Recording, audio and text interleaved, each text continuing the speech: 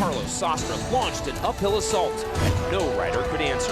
With Sastre free to fly, the Tour's heads of state were left to battle each other along the grueling climb, which left some casualties. American Christian Van de Velde hung tough with the leaders, and he'll look to the time trial as his last great hope. Sastre donned yellow for the first time in his career, wresting it from his CSC Saxo Bank teammate Frank Schleck. But will Sastre's lead be enough? He now becomes the target all others will aim for as the race rolls toward Paris. Stage 18 to Saint-Étienne is next on Versus.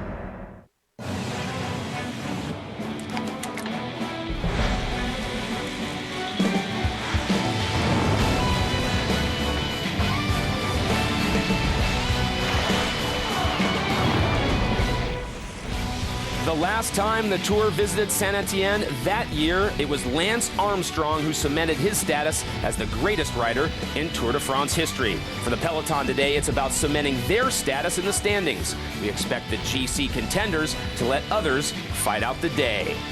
Speaking of GC, we look at those Michelob Ultra standings for yellow. We have a new leader, Bob, of the Tour de France. Carlos Sastre, your new leader. At the start of the stage, there were 5 men within 1 minute, and look at the damage now. Frank Schleck, a minute 24 behind. Cadel Evans, still dangerous at 1:34. Bernard Cole slots into third, and Denny Menchoff rounding out the top 5, but 2:39 down. American Christian Van de Velde sits in that 6th spot, and he's looking forward to the time trial in a few days. Alejandro Valverde still well placed. And Sammy Sanchez moves up. Valjavec and Nefemkin round out the top 10. Some other notables, Kim Kierken from America's Team Columbia in the top 12, as is Andy Schleck.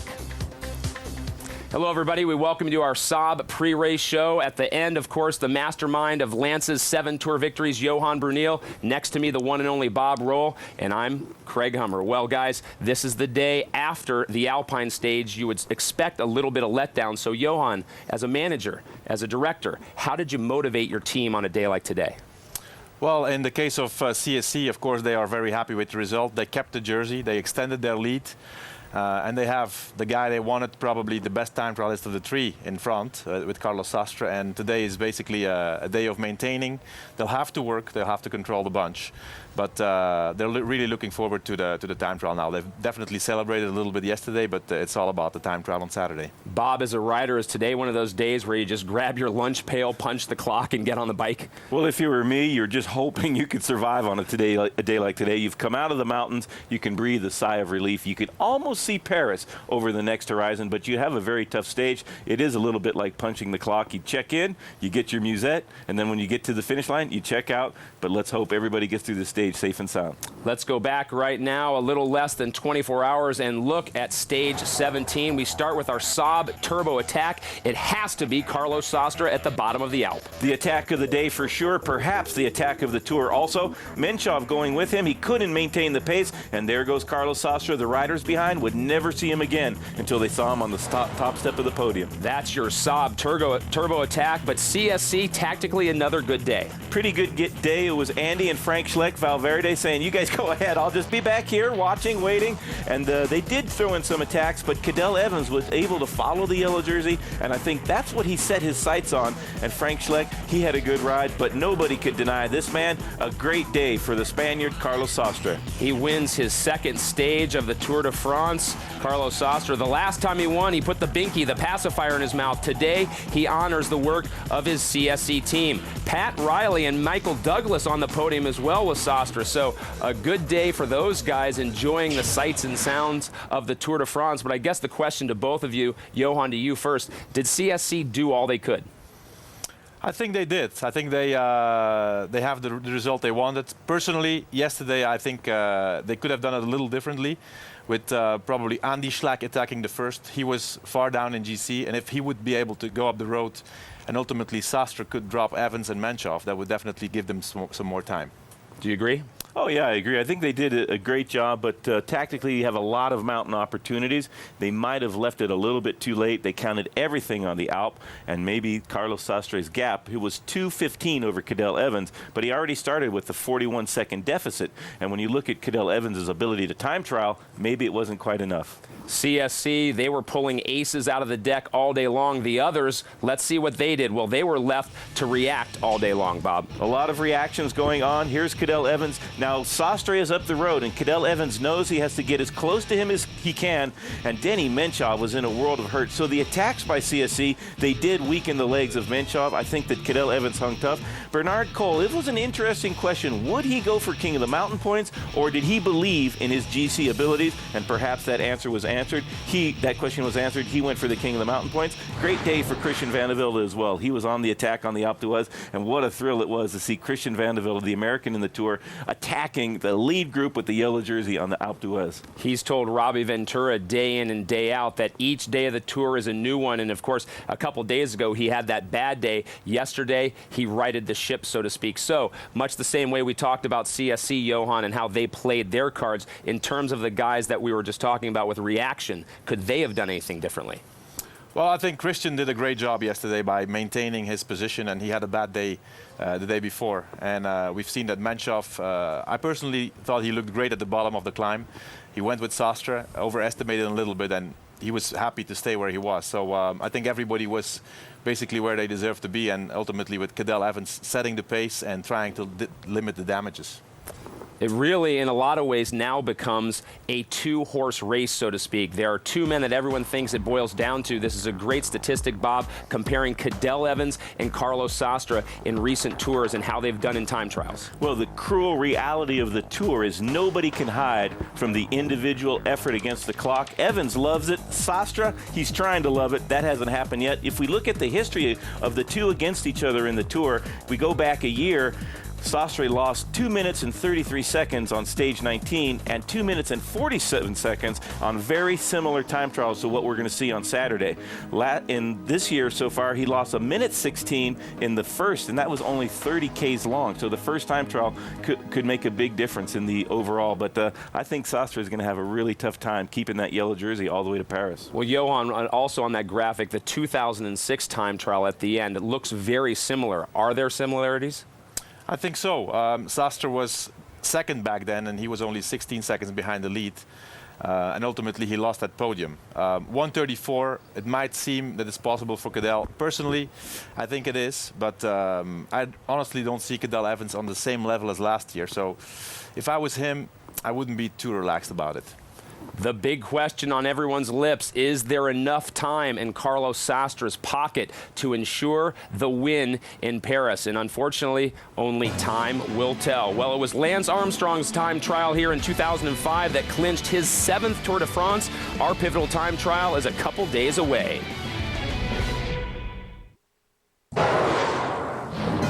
The 2008 Tour de France pre-race on Versus is presented by Saab and the legendary 9.3 Turbo. Saab, born from jets.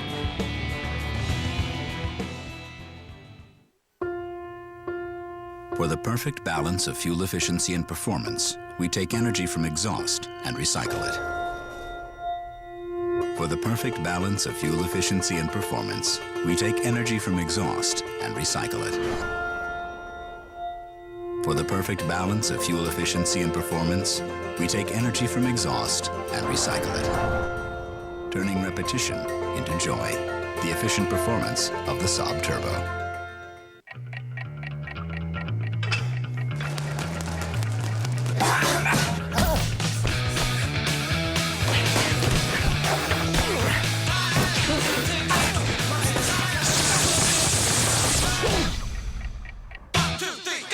Tap Out's back, and they're looking for a fight. Rolling cross country, searching for the next MMA badass. I'm ready to rock! Tap Out, Wednesday at 10 on Versus.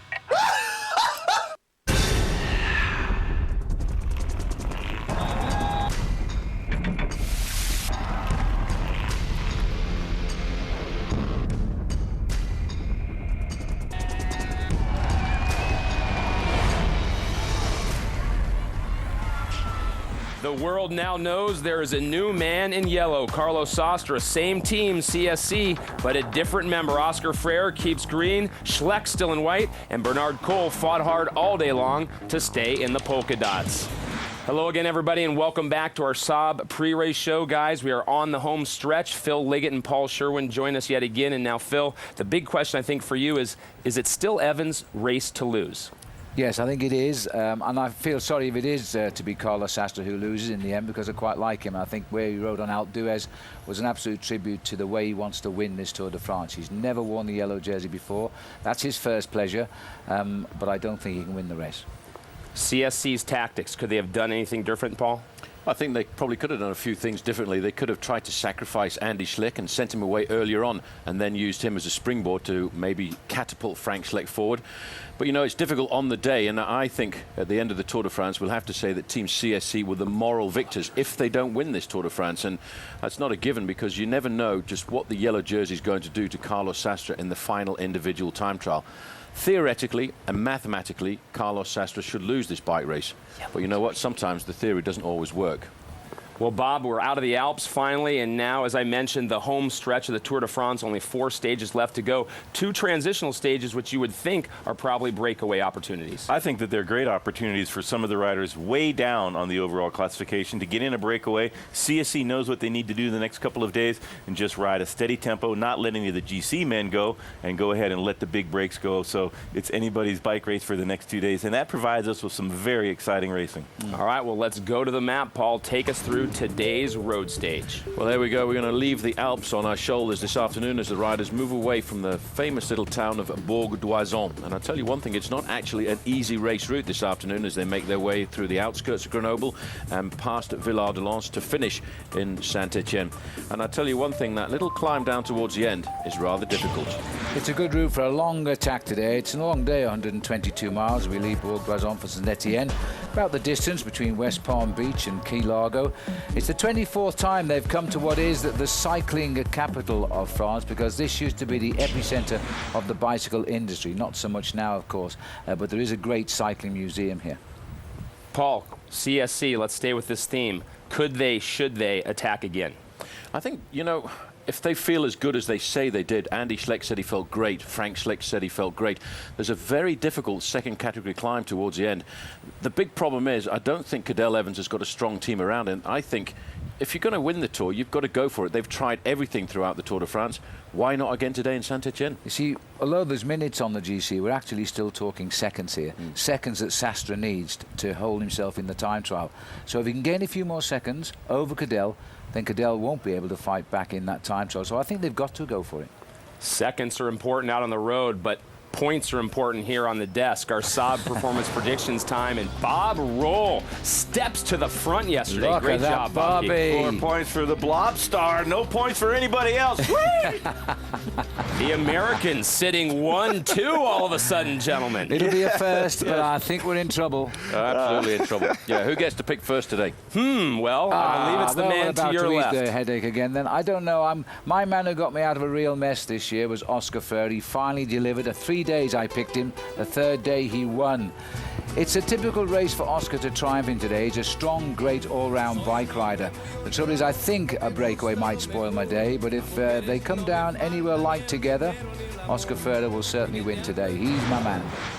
Bob, Viva Italia today for you? Viva Italia. I looked at the race course and I thought about the breakaways. One man came to mind, Pippo Pozzato. He's won Tour stages before. Not a lot to crow about for Liquigas. They had the white jersey for a while, but they need to get a stage win. Pozzato, a big champion of this sport. And if it comes down to a sprint from a big group, he could win that. And if it goes into a breakaway situation, he could also find that. So he's my man for today. We'll see. I was thinking breakaway as well. I thought about your guy, but then I thought, you know, one team this whole tour has been fighting for a guy that just hasn't delivered. That's Lampre and Damiano Cunego. So I thought Alessandro Ballan, today's stage shapes up as a great one-day race. You can see his stats already this year in Paris-Roubaix, and he was close in stage 11, that stage going into Foix. He was 3rd that day, so... You should have won that day, because that was your best hope of any points.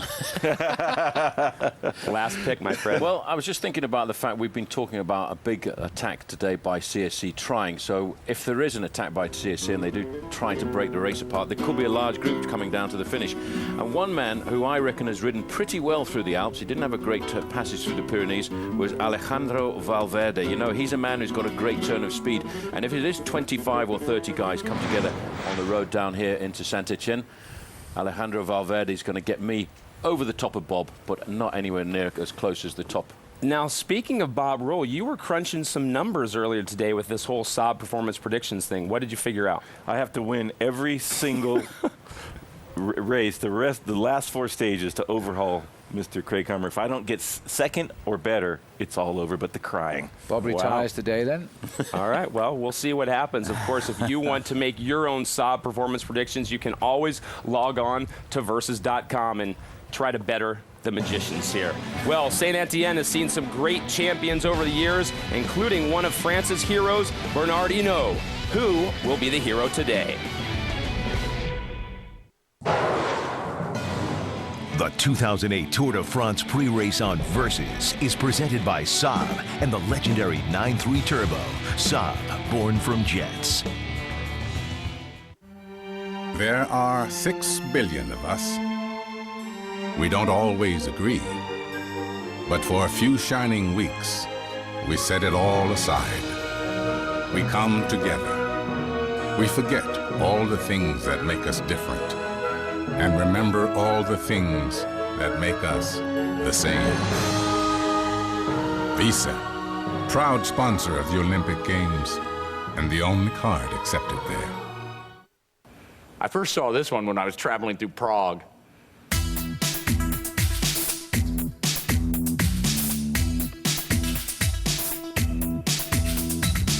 Geico probably thinks this is easy too.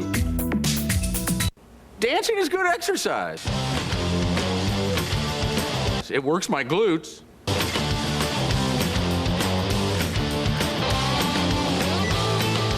Okay, America, I'll show you easy.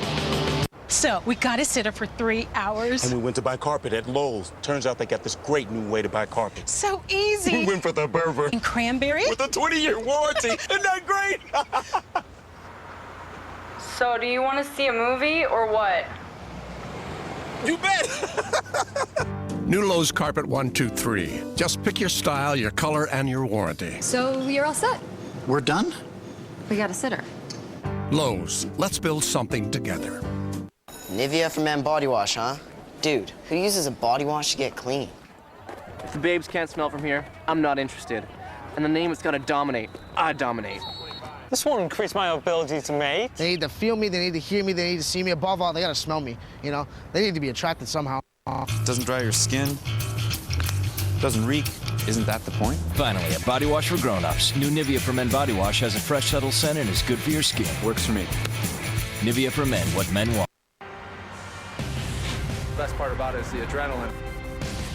Go from 0 to hero real quick. You're like, you know what, this is what I'm supposed to be doing. Some people just aren't cut out for a desk job. Cleaning up the mess isn't for the faint of heart. Get ready to meet a team that lays it all on the double yellow line. Wrecked, life in the crash lane. Tonight, 10 p.m. Eastern, 7 p.m. Pacific. Exclusively on Speed. At the 5th Annual Aspen Snowmass Ride for the Cure, Komen Aspen invites you to choose your challenge of either a 100, 60, 30, or 10-mile ride through the beautiful Rocky Mountains. Registration for the Aspen Snowmass Ride for the Cure on September 6th includes meals, a jersey, and a finish line party with fun activities for the whole family. For more information, fundraising, and training tips, call the Ride Hotline or visit the website. For every Tour de France, there is a defining moment. And for the 2008 edition, it was yesterday's stage 17 to Alpe d'Huez. CSC's Carlos Sastre began the day 48 seconds behind race leader and teammate Frank Schleck. And with help from his teammates, Sastre flew to the finish. He claimed yellow and landed himself in the hottest seat of the Tour. But the final crown has yet to be claimed. Cadel Evans has shown some cracks in his armour, but with the time trial, his speciality, looming ahead, the fight for the overall is far from over.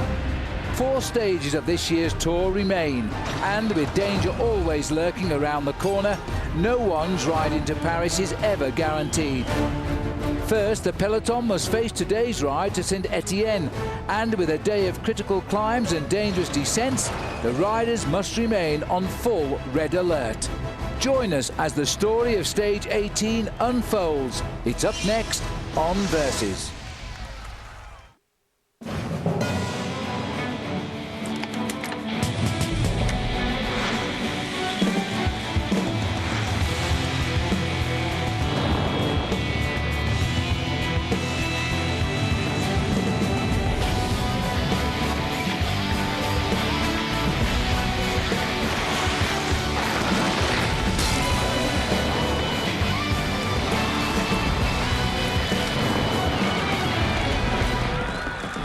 Alps are behind the riders now as they turn north for Saint-Étienne. They're 330 miles from the finish in Paris. There's still no clear indication as to who will win this race.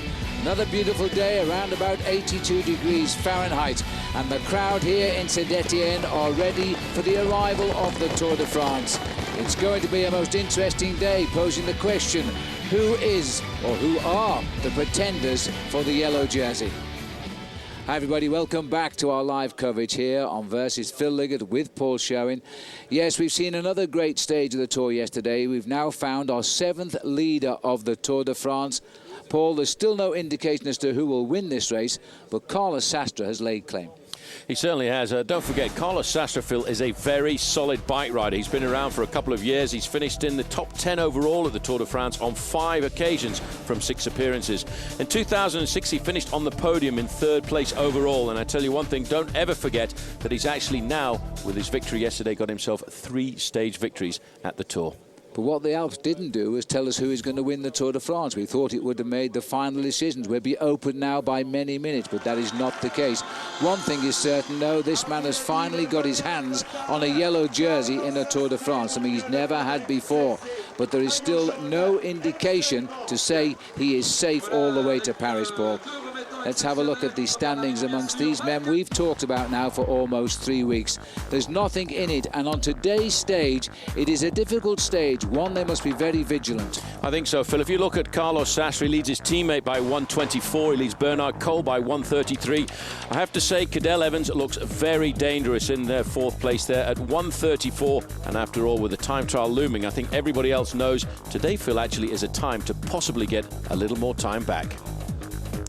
Well, let's have a look how it all started this morning. It's some 54 kilometres still to go, 54 miles still to go. This is the peloton, 150 riders setting off down the valley from Bourg-d'Oisans. The Alp is over their right shoulder.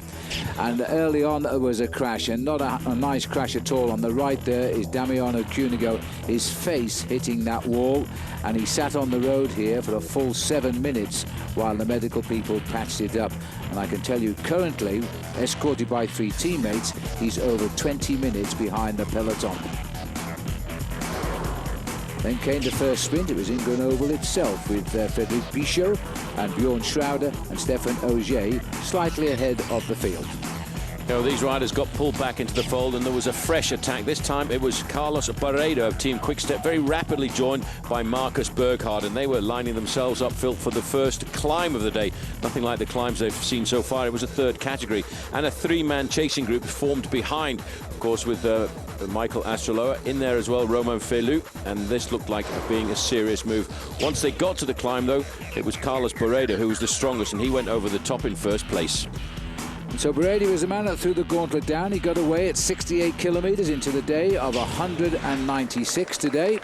Astolosa was in the chase group behind, along with Christophe Lemaivel and Romain Feliu. In the peloton, the yellow jersey of the race leader. His first day in yellow for Carlos Sastre, and a traditional sight, this, Paul, all of his team around him, doing now for him what they've done for Frank Schleck before. Absolutely. This, to me, is the best team in the Tour de France this year. It's a solid block of riders. If you talk about the 3 Musketeers, Phil, all for one and one for all, that's really what Team CSC is all about. Sitting in the back here, number 181, Sylvain Chavanel has ridden for Cofidis for 3 years, but the newspapers this morning announcing that next year he will move to the big Belgian squad, Team Quickstep. Well, they've had a poor Tour Quickstep, so they need to strengthen their act a little bit. They lost, or didn't possess, Big Tom Bonen this year in the Tour de France. The peloton are at over 9 minutes now, so this could be a good move by these riders. It's not been easy to get a gap, though. Barredo joined by Marcus Burghardt over the top of the Col du Pomenier. And though so far, it's a good move by Columbia, though.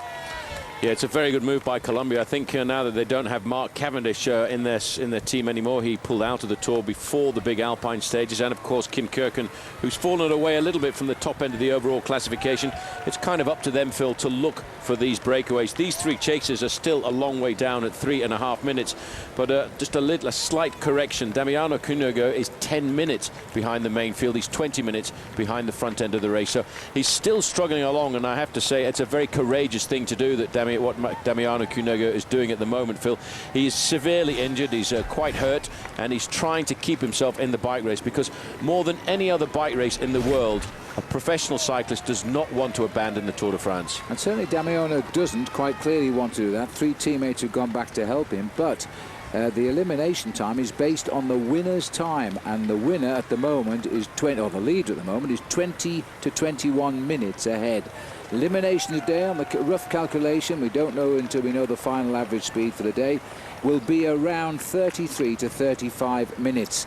He's already 20 behind, and he's still got a long way to go. He's got a long way to go, but I think he's got to continue with the decided route that he's adopted this afternoon and go for it. And you never know, that the leading group of riders could get pulled back in towards the end, and that gap could still hover around the 20 to 25 minute mark. But it's a tough call to stay inside the Tour de France, and I can actually speak from experience there because I rode a stage of the Tour de France once, like Damiano Cunego is doing here, and I finished something like 25 minutes outside the elimination time.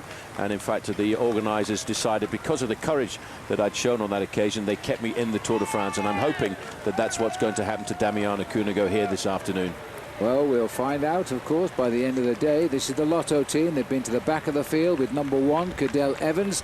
Now they're bringing him safely back into the fold here. No panic. There's no big race going on here in the main field at the moment. And so he'll integrate pretty easily. It's a very good undulating road today. We're running back up now through the centre of France, and actually by the time we get up to the finishing line today, Saint-Étienne, not too far away to our left is the town of Clermont-Ferrand, and that's where we were on the way south, what, about 8 or 9 days ago. Yep, it's been an up and down route in France this year, with an incursion into the Pyrenees at the bottom of our journey, an incursion into the Alps halfway up the journey, and now definitely all of these riders know they're on their way back up to Paris. But for some riders, Phil, including the man there in the yellow jersey, Carlos Sastre, Frank Schleck, Christian van der Velde over to the left-hand side, and of course Cadel Evans, they've got to be thinking now, they've got to be dreaming about what ride they're going to do in the individual time trial. And everybody, including all of the journalists, are trying to work out the permutations, the statistics, the history of the performances of all of these riders against each other in an individual time trial of 50 kilometers in length. Well, the chase at the moment has got to make up 3 minutes 33 here to make it a leading group of 5. That's a bit of a difficult ask. They're not really making a lot of progress. Plenty of crowds here. These are the chasers led by Mikel Asteleur, and Christophe Lemervel has had a very active Tour de France. He's either off the front or off the back, whichever way you look at it, but he's still a very good bike rider. And Feydeau, of course, has had his one big day in the first week when he wore the leader's jersey after that stage into Nantes. And this is Marcus Burkhardt here with Carlos Barrido. Nice, interesting descent down there. Well, there's still a lot of rides could do with winning a stage of the Tour de France, and so we can't spoil their dream today. Which one will it be, I wonder?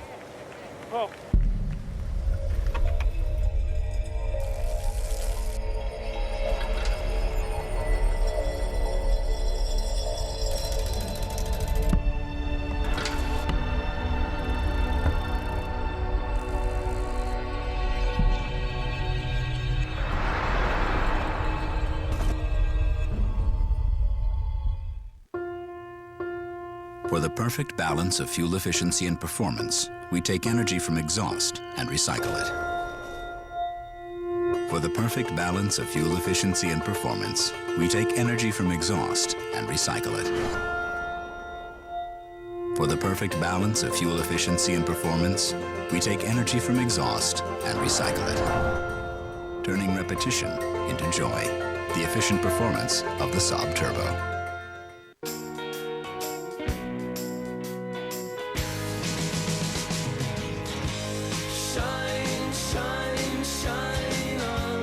Your life has more than one dimension.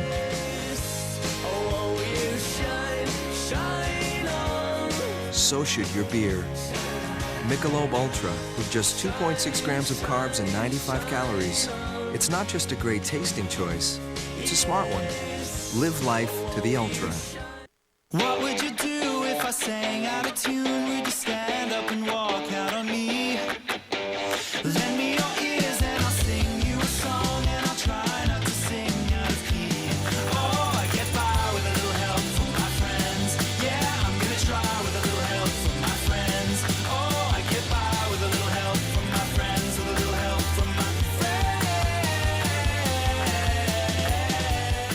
Hampton, we love having you here. You're not a true champion until you can defend that belt.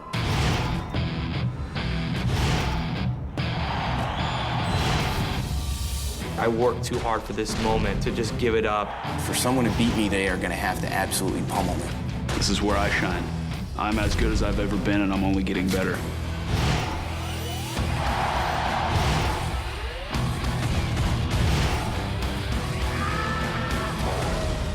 I'm the guy that everybody wants to beat. Stop throwing your hard-earned cash in the trash. The Food Saver vacuum packaging system can save you over $600 a year. Don't waste food with ordinary zipper bags and plastic wrap. Those other methods just don't measure up. Only the patented Food Saver system takes air out and keeps it out, eliminating freezer burn. You can buy in economical bulk sizes, knowing the extras stay fresh up to 5 times longer. So stop throwing your cash in the trash and start saving today. Food Saver, available wherever small kitchen appliances are sold. If you said that just 10% of the cars that are used today, if they converted to hybrid vehicles, you're talking about saving 28 million tons of carbon dioxide emissions, which translates to more than 5 million cars taken off the road. Pushing yourself to the edge has never tasted so good. Try new Power Bar Energized Fruit Smoothie in 3 great flavors: creamy citrus, berry blast, and tangy tropical. Rich smoothie taste. Power Bar, power to push. The 2008 Tour de France on Versus is brought to you by Michelob Ultra. Live life to the ultra. And by Hampton Hotels. At Hampton, we love having you here. Welcome back to Peloton, the Tour de France, enjoying the warm sun. That is a parasol rather than a parapluie down there at the moment. 9:56, the Peloton taking it reasonably easy here, but it's been a tough race in which to establish a breakaway. And finally, Burkhardt chased long and hard to catch up with Carlos Perrido, and in so doing he had to shed himself of Romain Feliu, who's gone back into the chase group, but he has reached the leader, Carlos Perrido. And at the moment, they're holding their own here, but there's still a reasonably long way to go. I think more importantly, apart from being a reasonably long way to go, we've got that second category climb of the Croix de Montvieux, and that looks pretty steep on the profile, Paul. Well, it certainly does, Phil. It climbs up from just over 150 meters in altitude to 800 meters in altitude, and then I would presume that it's got a very nasty descent off the top of it down into the valley below before the small sprint at Saint-Chamond. And I would think that anybody who's got really good legs there, they would have to have a go there from the main field to try and think about grappling back a further 15 or 20 seconds, because that's the kind of time that Frank Schleck and Andy Schleck need to try and get if they want to be comfortable with keeping themselves on the podium, because there's going to be a massive podium battlefield, not necessarily just between Carlos Sastre and Cadel Evans. There's going to be a huge battle between Schleck, Cole, and of course a little bit further back Menchov and Van der Velde, who are in the top 6. Absolutely. The final reshuffling yet to take place, including the yellow jersey. And Stuart O'Grady, the Aussie from Adelaide, will be off to Beijing as soon as this tour finishes. Got better and better. Did an incredible ride through the Alps for his team, and now here he is again, tapping out the rhythm, doing all of the work early on, and he may even get to finish with the bunch today as well. That's a good point you raise there, because I reckon Stuart O'Grady moving forward to the Olympic Games now, his form in this last week of the tour has been absolutely phenomenal. He's riding these stages. He's not thinking about himself at all. He's just thinking about setting the tempo for the team, doing the job in hand, but it's actually fine-tuning his form for the upcoming Olympic Games. Well, the gap holding pretty regular now, just under 10 minutes. I'll just check on the computer here and tell you where poor old Damiano Cunego is apparently pegged. Because he's at 20 minutes and 26 seconds on the leaders of the race right now. So he seems to be holding his own. So the pace has settled down right across the board just now. It might change a little bit later on. 46 miles to go, or 73.8 kilometers. There's the big peloton. There's still a very large peloton. 150 riders heading up to Paris. That's an unusually large peloton. It certainly is, but you can't say it's been an easy race, because we've had some incredible battles in the mountains like we have rarely witnessed before. I have to say that battlefield on the slopes of Prato Nervoso set up for an incredible fight through the Alps, and even yesterday on the slopes of the Alpe d'Huez, that was some dramatic racing. The way that Team CSC laid the foundations down for that attack, I feel that Carlos Sastre had no other choice but to win for the team after the work that they'd put in. Well, as a team, I think CSC has had no equal in this race. And a lot of teams, again, an unusual number of teams, are bringing all 9 riders to Paris. The one that's mostly devastated was Barlow World. They lost 5 of their 9 riders. Agri-Toubel have lost 3 of theirs, including their leader, Christophe Moreau. Well, in the team classification, it's no surprise to anyone that Team CSC are leading. Maybe a surprise to me is it's the French team, AG2R, who are second overall at 9 minutes and 27 seconds. But then when you drop back to the 3rd team in that race, Team Rabobank, which is no mean team in itself, is an hour and 1 minute behind. That's absolutely amazing. That is a huge gap. They're the sort of gaps we haven't seen in the Tour de France. It just emphasises how good Team CSC has been this time around. And Stuart O'Grady just resting on those handlebars, anything to get the advertising on the television. Now don't forget, enjoy our Saab Watch and Win sweepstakes. All you do is versus.com/fly to the finish every day. Chance to win a Saab 9.3 Sport Combi or a Cervelo SLC-SL bike or some of the leaders' jerseys. And today it is green jersey, the code word you will require when you log on. Green jersey, which by the way is being worn today by Oscar Freire as he creeps closer to the end. I think he might be a winning of that jersey. If he does win it, by the way, he'll be the first Spanish cyclist to do so, which I find amazing because that competition's been going on now for 55 years. No Spanish winner before yet. Margus Burkhardt hoping to give another good day to Team Columbia, who came on board at the start of the Tour de France to replace Team High Road. Same organisation, same ownership. And they are having a very good Tour de France. Nobody would question that. There we are. We bob along on the crest of a wave. We're heading towards Saint-Étienne. We'll take a break. Rejoin us in a moment. At Mike's Hard Lemonade, we have lots of good ideas, like coming up with the perfect combination of lemonade and alcohol. Or Mike's Hard Light Lemonade. Or, check this out, Mike's Hard Double Caffeinated Soy Lemonade. Joey, what you got there? The little idea I came up with. We don't do soy, okay? We don't do soy. In a world gone soft, someone's got to be hard. Mike's Hard Lemonade. If you plan on building, furnishing, or remodeling your home, or you're just tired of paying retail, don't spend another dollar. Now, you can enjoy an incredible selection of top quality name brand products priced up to 50% less than retail. Take the first step towards saving hundreds or even thousands of dollars on nearly anything for your home. Call for your free Direct Buy Insider's Guide to Buying Direct and learn what retailers don't want you to know. Each full color page of the Insider's Guide is packed with powerful information. Discover some of the hundreds of thousands of products available from over 700 name brand manufacturers. Everything, including furniture, cabinets, appliances, flooring, lighting fixtures, and so much more, all without retail markups. At Direct Buy, you can't afford to miss this valuable opportunity. Call the number on your screen now to get your own Direct Buy Insider's Guide. You'll also receive a visitor's pass and map to the Direct Buy showroom nearest you. The sooner you call, the sooner you'll be buying direct. So call now. An American television first.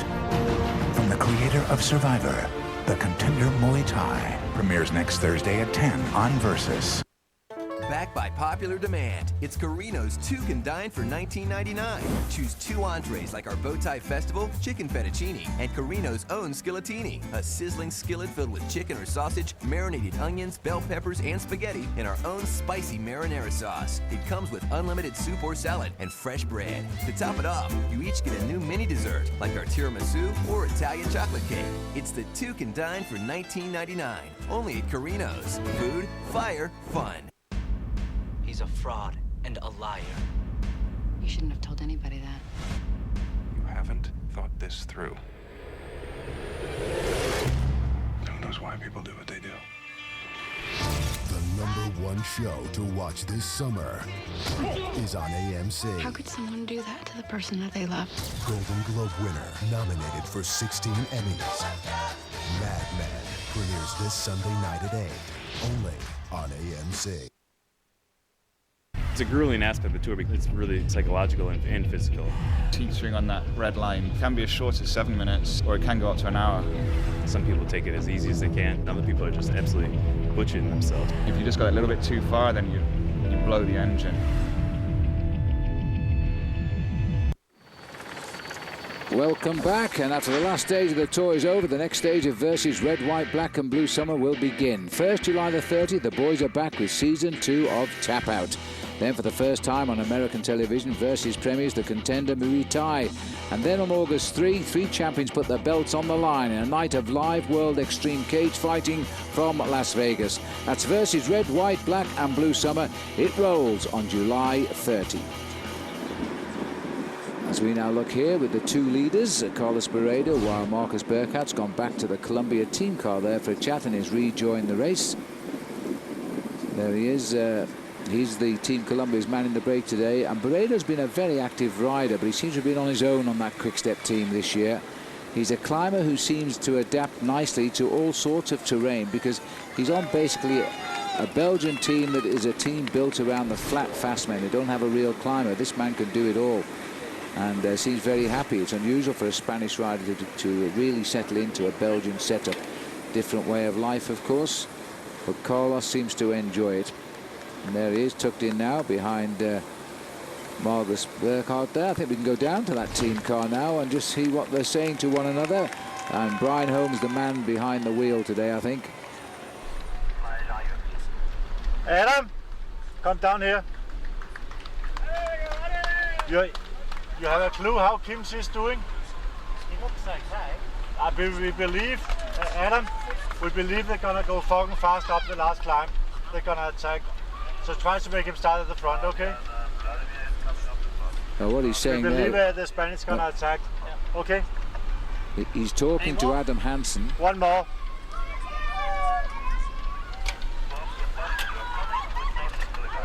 Yeah, he's talking to Adam Hansen there, and so this is the second car at the back of the race at the moment, and he's telling Adam to get up alongside Kim Kirken, their best placed rider, indicating they're expecting the field to really hit the last climb, which is that steep second category climb, hard, and so they're telling him to go and get up to the front and be ready for any move that might come, because there's still time to be gained here before the time trial.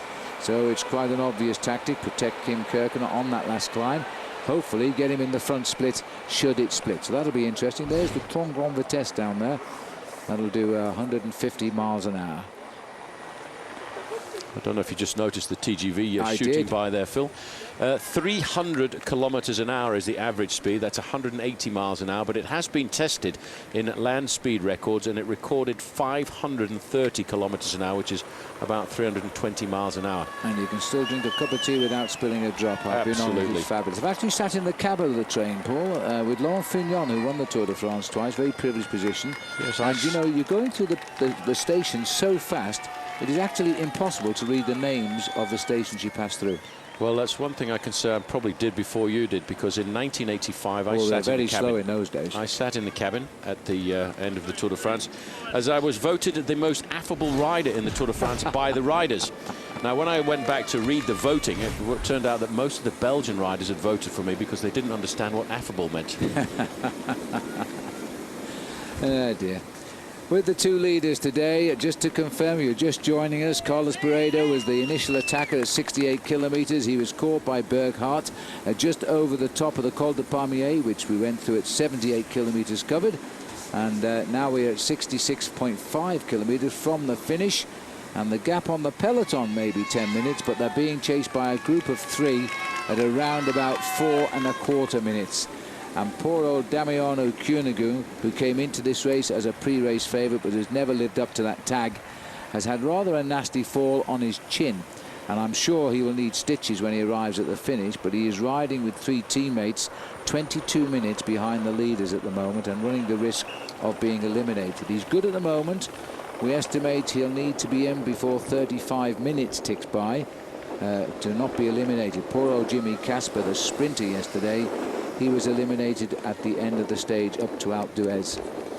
Well, you might talk about the TGV, the Train Grand Vitesse, and I would have to say that Stuart O'Grady deserves to be at the front end of that train, because he's certainly been on the front of this train for an awful long time. In fact, there's some corrections coming through. I might have said that the record speed for the TGV, Phil, was 530 kilometers an hour. Well, I I stand corrected. It's actually 574 kilometers an hour, or 358 miles an hour. That's and marvelous. Still, the coffee didn't get spilt.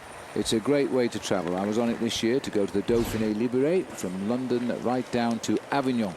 And it's amazing, but you step on in London, you step on off in Avignon, and in 5 hours you're in a totally different part of the world, and it really is a nice way to travel.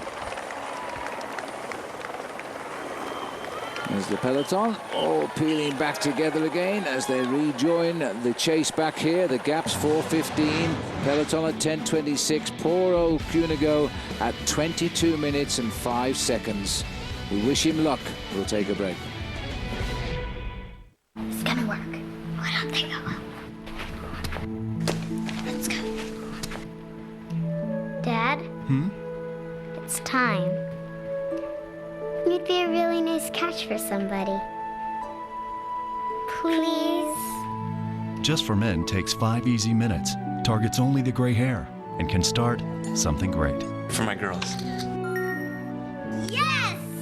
I'm glad we did it. Just for Men. Kenda Tires is giving cycling fans the chance of a lifetime with the Kenda Fantasy Cycling Challenge. Pick your riders, watch the tour, and you could win a trip to the 2009 Tour de France. Kenda, the #1 bicycle tire in North America, also offers high-quality passenger tires and light truck tires that are both reliable and affordable, which is why so many people trust Kenda Tires, no matter what they're driving. For more information about Kenda Tires and to find a dealer near you, visit KendaTiresUSA.com. Kenda Tires, performance-minded, value-conscious. Since 2003, Cervelo engineers have worked with Team CSC on one goal: to produce the best racing machines on the planet. Introducing the newest member of the family, the RS. The RS uses the same technology platform as the R3, the two-time winner of Paris-Roubaix. But on top of its winning DNA, the RS has a geometry to suit people who will never race the harshest roads in Europe. People like you and me.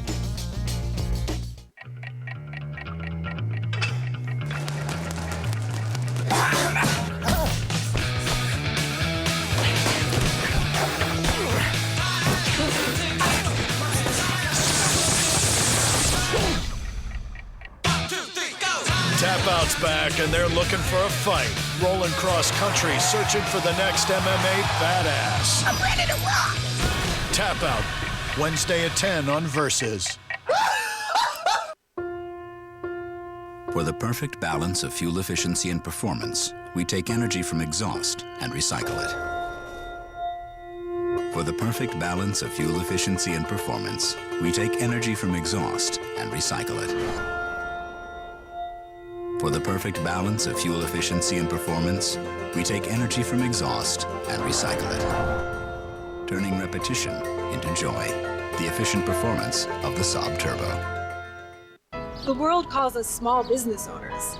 But really, there's nothing small about us. We have big ideas. We see huge potential. We have enormous dedication. We have larger-than-life expectations, which is why we and millions of others use Visa Business. Because we do business with the great big world. And no other card. No other card. And no other card is more accepted by it. Visa Business, used for big ideas. Visit visa.com/smallbusiness.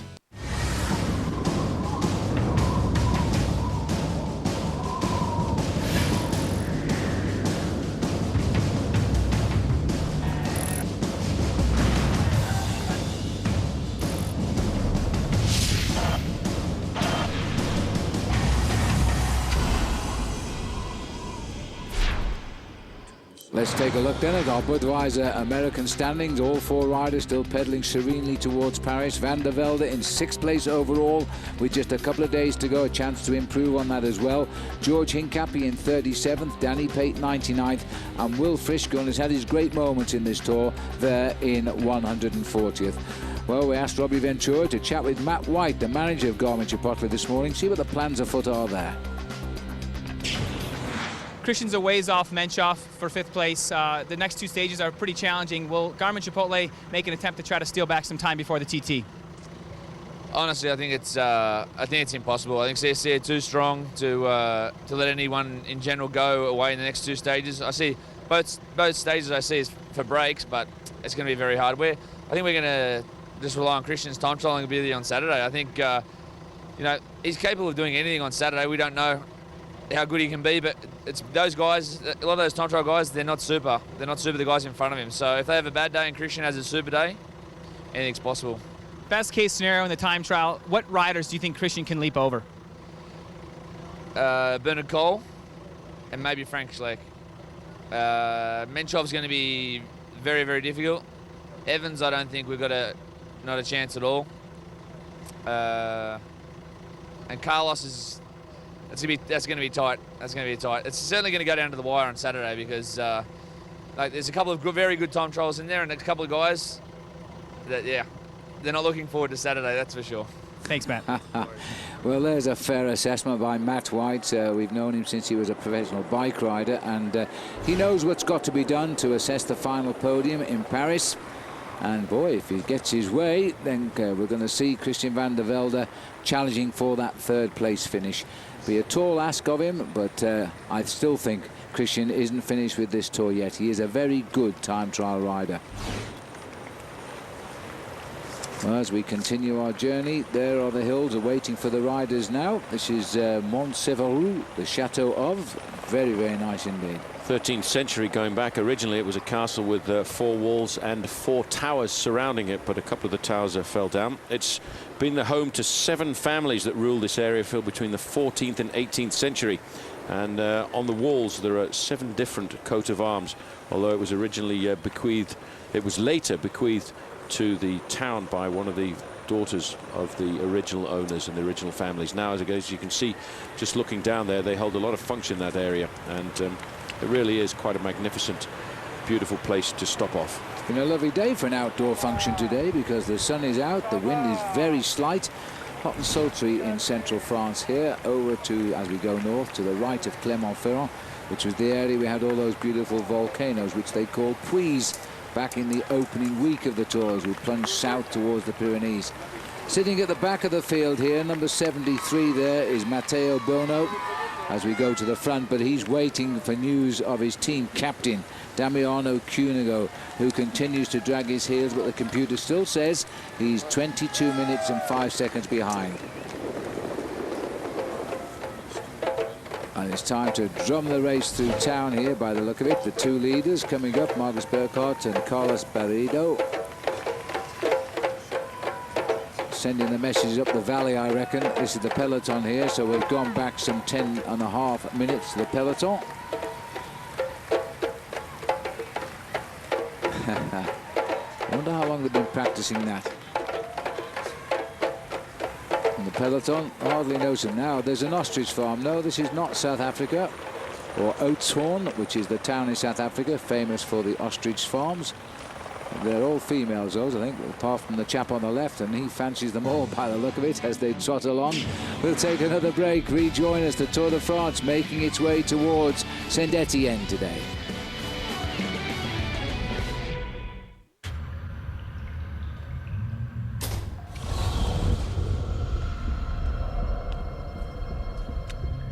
They say I should be afraid because every swimmer in the water is out to get me.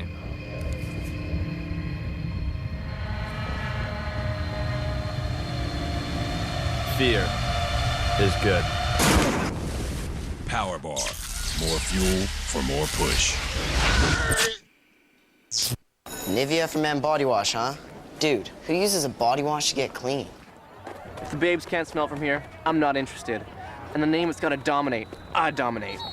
This won't increase my ability to mate. They need to feel me, they need to hear me, they need to see me. Above all, they gotta smell me, you know? They need to be attracted somehow. Doesn't dry your skin, doesn't reek. Isn't that the point? Finally, a body wash for grown-ups. New Nivea for Men body wash has a fresh, subtle scent and is good for your skin. Works for me. Nivea for Men, what men want. They say sometimes the mind is stronger than the body, and that's the danger, because you can push your body too far. Buying a car is a big decision. You need some advice. That is why VHIX.com is so great. Check out the Power Circle ratings for any kind of vehicle. JDPower.com, Power Circle ratings. Anything that you want to know about a vehicle. Mechanical quality. The performance. Design quality. Powertrain quality. You're going to get the right car. All this great information right on VHIX.com. Use JDPower.com Power Circle ratings to rank vehicles you're interested in at VHIX.com, your online resource to find your ride. Search our online inventory. Thousands of vehicles are added weekly. If you looked at my Subaru Outback, you might think I didn't love it. But the truth is, I consider the dirt and trail dust and mud that gets splattered on it kind of a badge of honor. Who am I to wash all that away? I just let the universe take care of it. Live big. Love an Outback. Love. It's what makes a Subaru a Subaru. Lease a new 2008 Outback from Flatiron Subaru for only $199 a month. On American television, they fight for honor, for country, for survival. 16 warriors, one goal, to become the greatest fighter of all time. From the creator of Survivor, the Contender Muay Thai. Premieres next Thursday at 10 on Versus. It's a case of dampening down the peloton today as they chase the leaders. This is our Trek aerial view on the road to Saint-Étienne. Behind the Alps now at Bourg-d'Oisans was the village which exits the Alps and also was the start of the climb, of course, of Alpe d'Huez. The riders leaving this morning on the 18th day of the Tour de France. These two men are setting the shape. Marcus Burkhout going over the top of the Col des Pomeniers, 10 seconds behind Carlos Barrido. Shortly after that, they came together. Still looking for 10:20. The gaps are hardly moving today, Paul, and I suppose that is good news for the man who's behind, Damian Cunego. Yeah, he's pretty much locked in as well at the same time at the moment. And I think that is about to change, Phil, because when you look at the front end of the main field, we're now getting to the outskirts of that climb that we've been talking about, the second category climb, and obviously all of the teams are a little bit concerned about the steepness of the climb, but also the descent over the top and the way they're picking up the pacemaking. I wonder if CSC may well have one last go at Cadel Evans. Well, I was just trying to catch that, but I couldn't hear what the French were saying then about Damiano Cunego, but our computer's saying the same all the time. He's 22 minutes and 5 seconds back, which means he'll slip away to 34 minutes behind overall, and a big plunge down the classification tonight. Carlos Barrido, we're on his heart rate at the moment, 120 beats per minute. We're riding about 1,000 feet or 300 meters above the sea level, so no big pressure there. And the group Cunego now is 22 minutes and 17 seconds. It's just altered for the first time in a long time. No, it has. These riders now have just got to keep a fairly steady tempo going, Phil, because they are not too far away from the start of that climb. These are the three chasers, Astralosa in the orange, Lemervel on the front, and Romain Felu just at the back of the group. Shaking his legs a fraction there. Felu is just trying to get the lactic acid build-up out of them before the start of the climb. The main field are really, I think, going to hit this climb, Phil, and they know these hills, and if you have a look in front of us, they're not exactly small hills. I know we're supposed to have left the Alps behind us, but these hills in the middle of France, as we head towards the Massif Central, they can be quite grippy too. Well, it's a 15-kilometer climb, not necessarily officially, but they start going up at around 148 kilometers into the stage, and they'll top it at 163 before they start the plunge down below. So there's plenty of opportunity here, and this might again be a situation of the calm before the storm, like it was yesterday when Sastre unleashed his power on Alpe d'Huez. It's nothing like the Alpe d'Huez, but any seconds gained now might not be recuperated in the time trial. And I wonder if that is why, again, Stuart O'Grady is the workhorse of the team, taking their men towards that climb.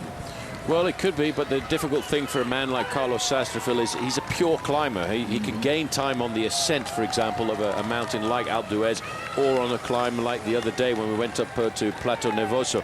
But the problem is here, he could get time on that second category climb, but I'm not sure he could sustain it on the ride down towards the finish. Église Saint-Pierre here in Rennes. The riders continue to make their way.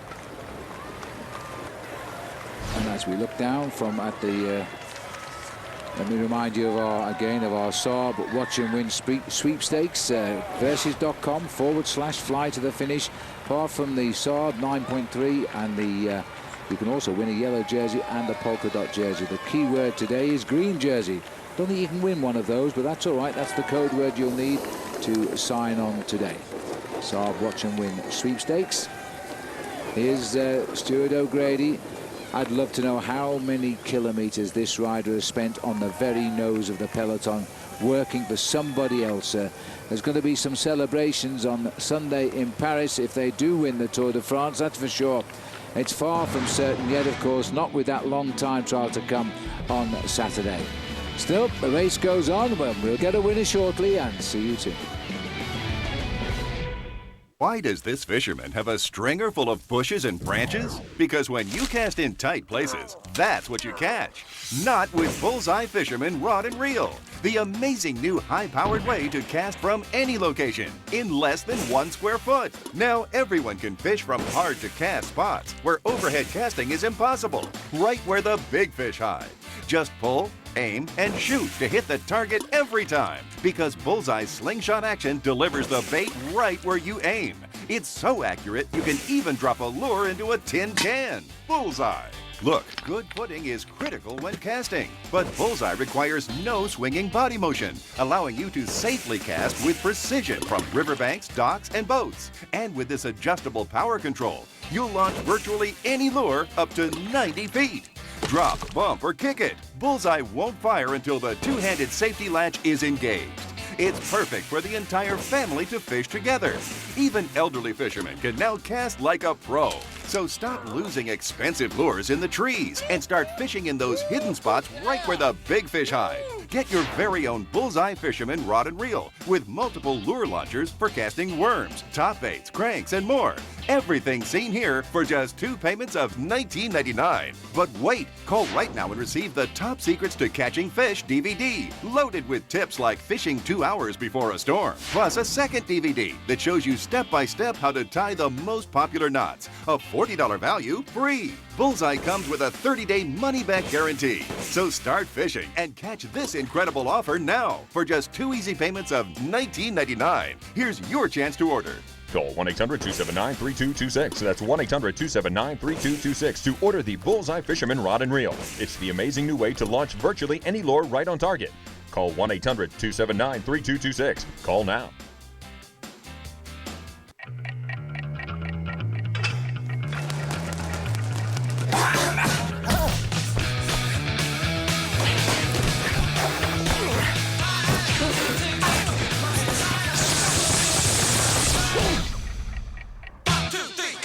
Tap Out's back, and they're looking for a fight. Rolling cross country, searching for the next MMA badass. I'm ready to rock! Tap Out, Wednesday at 10 on Versus.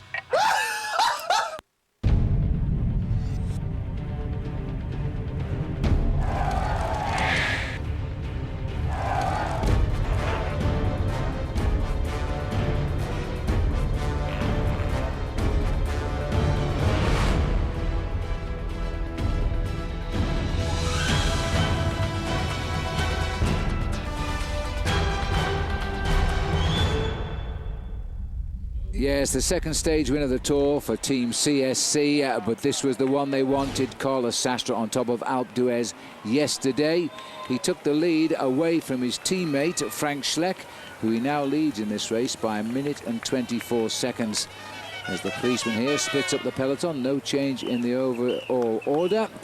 Well, we thought we'd ask Frankie Andreu to have a word with Frank Schleck this morning and see how it goes down when he's no longer the leader of the Tour de France. Frank, a fantastic day yesterday by CSC Saxo Bank. You guys were very aggressive. The plan from the start in the morning, was it to try to get Carlos into the yellow? No, not at all. The plan was to take out seconds or minutes out of Cadel and Menchov. That was the plan, and so Carlos attacked pretty early, and he got away, and then we had to play the team. That was the plan, that we have to take out seconds of the Cadel and Menchov, Cadel and Menchov, and if we would have catch Cadel back, probably I would have gone, and then we would have tried. We would have played my card. That's just the way we did. I think. We could tell that obviously you and your brother were feeling very good, almost ganging up on the rest of the guys there. Do you think there's going to be a little bit of retaliation today on the last Category 2 and Category 3? Seriously, I hope not. I'm just cooked. All right, good luck today. Thank you. What an honest man. I thought he was cooked yesterday, but apparently he doesn't think so himself. As Sastre got away at the bottom, they never saw him again. Therefore, he was handicapped to chase as a teammate and take towards the leader there, Sastre, the likes of Menchoff and Cadel Evans. So the result is we still have an open Tour de France to claim that final yellow jersey. Average speed after 3 hours today, 29 miles an hour. That's a very fast average today. Doesn't look like it down there, but the boys up front are actually going quite quickly. Peloton sitting at 10:14. It'll be interesting to see if there is any attack. I know that Frank Schleck this morning, Paul, hopes there isn't any attacks. He says he's pretty tired. Well, I think there will be a sorting out, Phil, because it's a pretty tough climb, that second category climb. But the way the Team CSC are riding on the front end of the main field, they obviously realise that the race is going to split, and they have to protect the position of their leaders, Frank Schleck and, of course, Carlos Sastre. Cadel Evans will pay a serious amount of attention, I think, to Carlos Sastre. He's not too concerned, really, about Frank Schleck, because Schleck is only just in front of him by a few seconds, not really very much, 10 in total. But it's the distance between himself and Carlos Sastre. He cannot now allow the Spanish rider to get any more time, because then it will put his chances of winning the Tour de France into the limit. I reckon you're right. Well, a little bit of a drag here rather than a climb for the peloton. They're still a way away from the second category climb, but the front runners are virtually on the lower slopes of it now, and so they're going to start to lift the tempo here, knowing that once over the top they've got a real chance of winning this. There they are, Berghardt riding for Team Columbia, remember, looking for a victory for them to match up with the 4 taken by Mark Cavendish, no longer with the Tour. The Tour is about to get interesting once again. Hello, Carlos. For the perfect balance of fuel efficiency and performance, we take energy from exhaust and recycle it. For the perfect balance of fuel efficiency and performance, we take energy from exhaust and recycle it. For the perfect balance of fuel efficiency and performance, we take energy from exhaust and recycle it. Turning repetition into joy. The efficient performance of the Saab Turbo.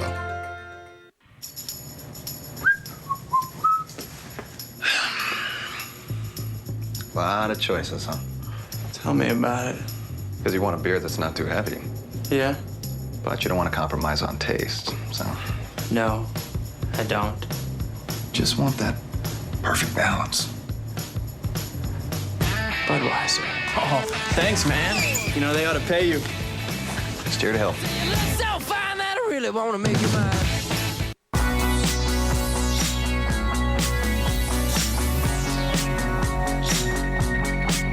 Baltimore's a great place to pick up dance moves, I find. A lot of heel work.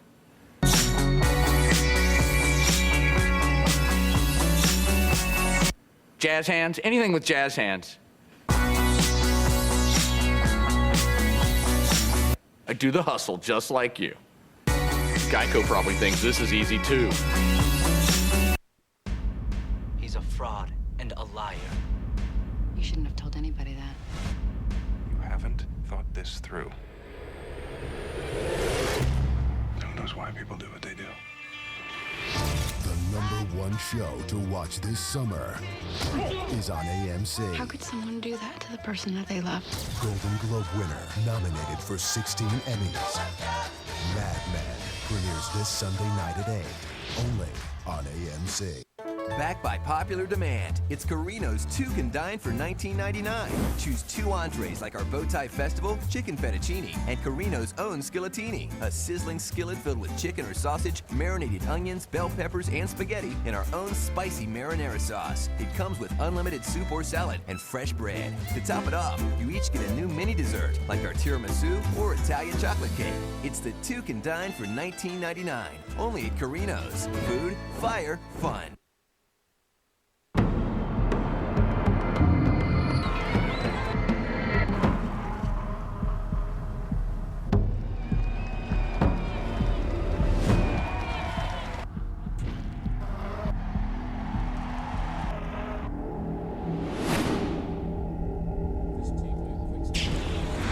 Welcome back. These are the standings in the Tour de France at the start of the day of racing. 74 hours for Carlos Sastre to open up a gap. A minute 24, teammate Schleck. 1:33 over Cole, 1:34 over Evans, and 2:39 over Denny Menchoff. One of those guys certain to win the Tour de France, of course. Christian van der Velde relying on a great time trial now to get him into the top 4 when he arrives in Paris. Valverde's always stayed well there in 7th. Back with the leaders then, they've just swung round the corner. That's an indication that I think that they are now about to start the climb. This town here is in Fête, as the riders now will start what is a long second category climb. They're saying the official length is 13.7 kilometres. And Berghardt has undone his racing jersey there. It is quite a hot and humid day today. It's about to get hotter, I think. Now, Beredo is a good climber. You can see by the size of Marcus, he's not the best of climbers, but this isn't a mountain like the Alps. He's got a chance he'll get over this with the Spanish rider there. And if they get over this with anything like the advantage they've got at the present, they'll start to dream of one of them winning the stage for sure. They're going on to the climb with a lead of 4 minutes and 5 seconds over Mikel Astolosa, Christophe Lemervel and Romain Feliu. And something like 10 minutes over the main field. And 10:06 we're saying, and 22:17 is the last time check we've got on the poor old Damiano Cunegan. We are looking at the 2 leaders now. Moments ago they started this big second category climb we have talked about, the Croix de Montvieux, and they're starting with a good buffer over everybody. They've been steadily pulling away from the 3 chasers. That's a good sign. Here they are as we cross the beautiful Rhone River here. Extremely long river, but for these riders not much time to consider what's going on, because they're looking at 4 minutes to try and pull back the 2 leaders, and they haven't done anything to improve on that over the last 30 kilometres. However, they have conserved their 6-minute advantage over the front end of the main field. That distance will change, I think, Phil, over the next few kilometres. That climb is a fairly long climb at 13.5 kilometres of ascension, although it's only around about a 6% climb. Not one of the massive climbs we've been up so far. But I tell you what, the summit being at 33.5 kilometres to go puts it ideally situated for an attack from the main field to try and win the stage. Well, in elevation, there's a little thank you for French television there. With elevation, they're going to climb the best part of, let me just have a look, 2,200 feet is the elevation. So that's quite a nice steady climb in just over 13 kilometres. So it is definitely a hill that could hurt 1 or 2 of the riders in this peloton. Well, these men you're looking at the front are the warriors, I think, of the Tour de France this year. Of any of the teams in the Tour who've actually tried to win the Tour de France, it's been Team CSC. They've been on the front, and whenever they've made a move, it's been a move for a strategic reason. And so far, it has worked to perfection in the fact that they've got their man in the yellow jersey, Carlos Sastre, who was a pre-Tour de France leader from them, and he took the lead away from another pre-Tour de France favourite on the same squad, Frank Schleck. However, I'm not sure yet, Phil, that they've got enough time to beat the Australian Cadel Evans. Only time will tell us the answer to that one. There's the situation at the moment. It's 4:04 to the 3 chasers, 10:01 to the peloton, and Damiano Cunego at 22 minutes. Well, Damiano Cunego, we've had pictures of him early on, but nothing since because the cameras have come forward. But he must be riding very well with his 3 teammates. He's not giving up his Tour de France yet. We'll have the bunch on the climb when you come back. She needed to perform one more vault. She needed to sprint down the runway, jump off the springboard, fly spinning through the air, and stick the landing. And she needed to do it all on one foot.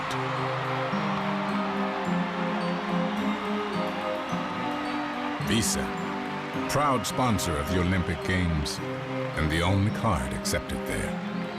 When it comes to going bald, you now have a choice. Advances in medical science have resulted in the world's first and only permanent solution to hair loss. It is your real hair. It's your natural hair.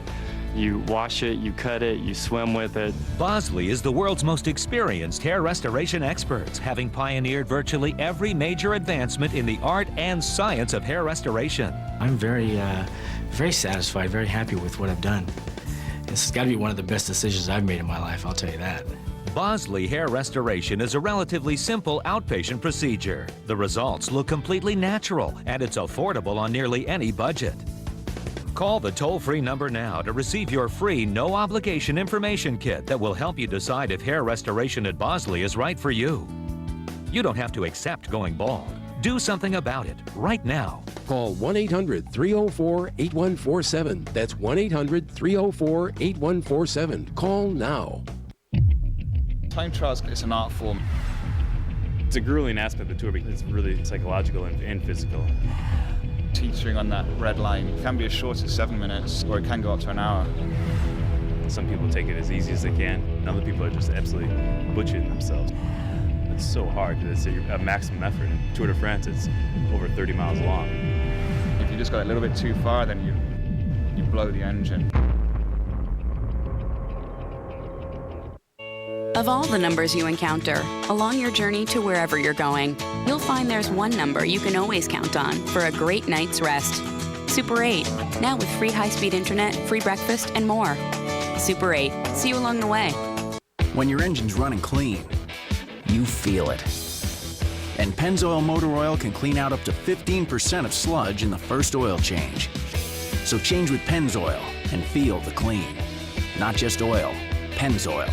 Do you dread giving your dog a bath as much as your dog dreads getting one? Wish there was a faster, easier way without all the mess and stress? Introducing the Rapid Bath Pet Bathing System, the all-in-one wet, wash, and rinse pet bathing solution. The Rapid Bath System's patented Inject Air technology deep cleans with a relaxing massage action that penetrates all the way through the undercoat, cutting bath time to a fast and efficient 3 minutes. Now is the perfect time to pick up your complete Rapid Bath Pet Bathing System, available at PetSmart today.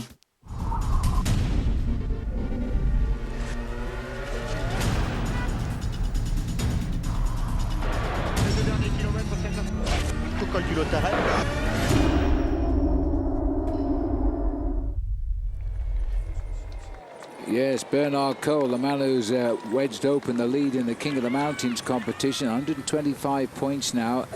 80 for Frank Schleck, 80 for Carlos Sastre, 65 for Thomas Voigtler, and 61 for John Lee Augustin of South Africa. So we look at the River Rhone here, one of the great rivers of France.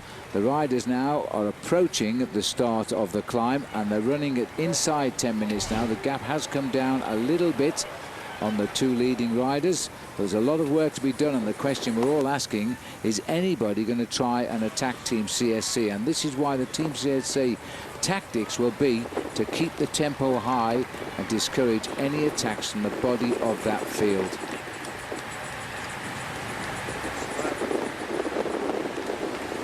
Well, not far to the start of the climb here, Paul, and I guess Team CSC are going to try and keep that pace up. No, definitely. They, I think, want to make sure that they control the front end of the main field. And if you had to have any squad, if you were trying to win the Tour de France, I would have to say that this would be the squad that you would like to bring to it. The only problem is, tactically, it makes it a little bit complicated having a number of leaders. And Team CSC, basically, before the start of the Tour, had 3 leaders. The tactics got decided a fraction when Andy Schleck had a bad day, but still with 2 leaders, it's very difficult to come to a race and try and win it overall. And we know that from the way that Lance Armstrong used to come to a race. There was only 1 man in the team and 8 helpers. And those 8 helpers would not do anything else in the Tour de France except try and help Lance Armstrong to win the Tour. And when you have 2 leaders on your squad like Sastre and Frank Schleck, well, then you've only got 7 men to do the work.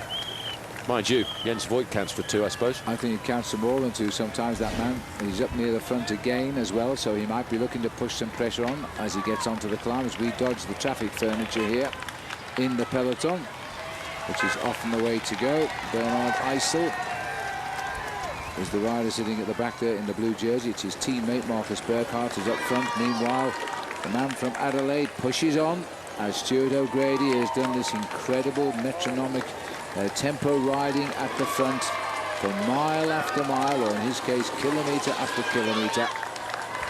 It's up to the riders behind now. If they want to take time out of Carlos, they're going to have to push the pace. Simple as that. Absolutely. It's also the same for Carlos Sastre as well. If he wants to put time between himself and Cadel Evans, this might be his last opportunity, because tomorrow's stage is a much easier stage. It's an undulating stage, not necessarily a stage for the sprinters, but certainly not one where there is a climb. I'd have to say, Phil, this is the last serious climb of the Tour de France this year. Well, let's see how they cope with it. The answer is high speed stops attacks. And you can see Carlos in his yellow jersey there, sitting at the end of a long line of riders. All his teammates, time and time again, they've really assessed themselves as the best team in the race. Gap-wise, they are bringing the leaders back with the fast tempo rider here. They've got down to 9:39 now. And they're not going to close that gap before the finish. But will the other three? What's going to happen to those three? And it's always a battle for the inside anyway. So as we get into the climb, the big question is, can anybody try and get time on Carlos Sastre? I think that's going to be the important thing, Phil, when we look here. Sastre sitting at the front end of the main field. You've got to feel pretty comfortable as a leader when you look at the men that you've got in front of you. Men like Jens Voigt over on the left-hand side, Fabian Cancellara, and of course the three men doing all of the pacemaking here, O'Grady, Nicky Sorensen and Arvidsson. These are real battlers. Yes, and they seem pretty happy right now. Of course, on the right there, Kurt Attel Arvidsson, the champion of Norway's jersey. He got his big win in Foix. And the champion of Denmark is Sorensen. He always seems to ride second wheel behind Stuart O'Grady, ready to take up on any pacemaking when O'Grady falters. Jens Voigt will help anybody, providing they've got his team colours on. There's the main field now. A lot of them unconcerned. Bridging the gap towards Paris is what most of them. The guy number 38 there, Sanchez, he won the stage into Aurillac, so he's had his moment. As we start to move into the forested area here, Phil, on the early slopes of this climb, this is a very interesting natural park called the National Park of Pila. And there are three different climates come together in this area: the Mediterranean climate, which comes up from the south, the continental climate, and the oceanic climate. And it gives rise to a lot of different kinds of landscape and vegetation. And for a very nice day, I might add, today. It's getting a little bit heavy and sultry, but it looks okay. The wind is virtually nil. And it's running at the moment at around 27 degrees Celsius. Another thing you might find of interest, in fact, in the year 280 BC, the Emperor Probus of Rome decided to give the French the right to have vineyards grown outside of Italy. And the place that he chose was right here towards the summit of this climb, the climb up towards Pila. And in fact, they also inherited from Rome the plum trees, chestnut trees and peach trees, which are rather prolific in the area. All the soft fruits. Well, Pelussin is where we are right now. We've just crossed the Rhone, don't forget, so we've entered the department of the Loire now, France's longest river. And the Pelussin, by the way, Paul, gets its name from the plum itself. I know, you're always trying to pull the wool over my eyes. Or the plum skin, there we are. 42 kilometres, 9:38 is the gap. And it's coming down, but it's not coming down anywhere like fast enough. These two, I think, might stay away to finish in Saint-Étienne today. And then there'll be a lot of cheers for them. Absolutely. Lemavelle here. You know, interesting thing about Christophe Lemavelle, the rider we're looking at here, Phil, since he turned professional back in the year 2000, he has never, ever ridden for a different team than Crédit Agricole. Yes, a very loyal rider indeed, Christophe, and he's had his moments in this tour. We've seen a lot of him. He really isn't afraid to go out and have a go, even though it sometimes means he finishes behind the race later. Interestingly enough, we reported yesterday that Saunier Duval were going to withdraw their sponsorship from the professional cycling team. However, overnight we've heard that Scott have actually decided to take over the sponsorship of that team to guarantee the future of the team, and that I think is pretty good news. On the front, when we talked about a number of teams pulling out of the sport, it's also, I think, interesting to note that three large corporate sponsors have decided to come into the sport. One of them sponsors Team CSC here. Saxo Bank will be taking over the mantle of CSC at the end of this year. But also Garmin came in to take over Slipstream Chipotle, now the Garmin Chipotle team.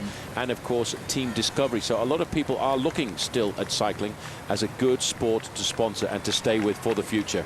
And Scott, by the way, are bicycles and based in America. I think it's a Swiss company, and it's good to see that they weren't too disheartened by the antics of certain riders within the Saunier Duval team. And I know that the riders in that team who survived with it will be very delighted with that decision. Croix de Montvieux, that's the climb, and these are the leaders. They're well on it now and still being cheered on all the way up. It's a long drag, this one, but Breredo is up for this, because they know with a lead of 9:50 over the main field, these are the riders chasing at around 3:46. In fact, these riders, now they've got onto the climb, and driven mostly by Mikel Astalota. They're beginning to close in, so they're not safe yet. No, they're certainly not safe yet. They've just got to try and keep a fair advantage over the front end of the main field. I think the important thing is, Phil, the two leaders seem to be conserving the majority of their advantage. It's down to about 9 minutes and 50 seconds. So the two leaders are doing a great ride. Carlos Barreda himself is not a bad bike rider. You know, he finished well up in the Vuelta a España last year, so it proves that he's the kind of rider who's not likely to lose very much time on a short climb like this.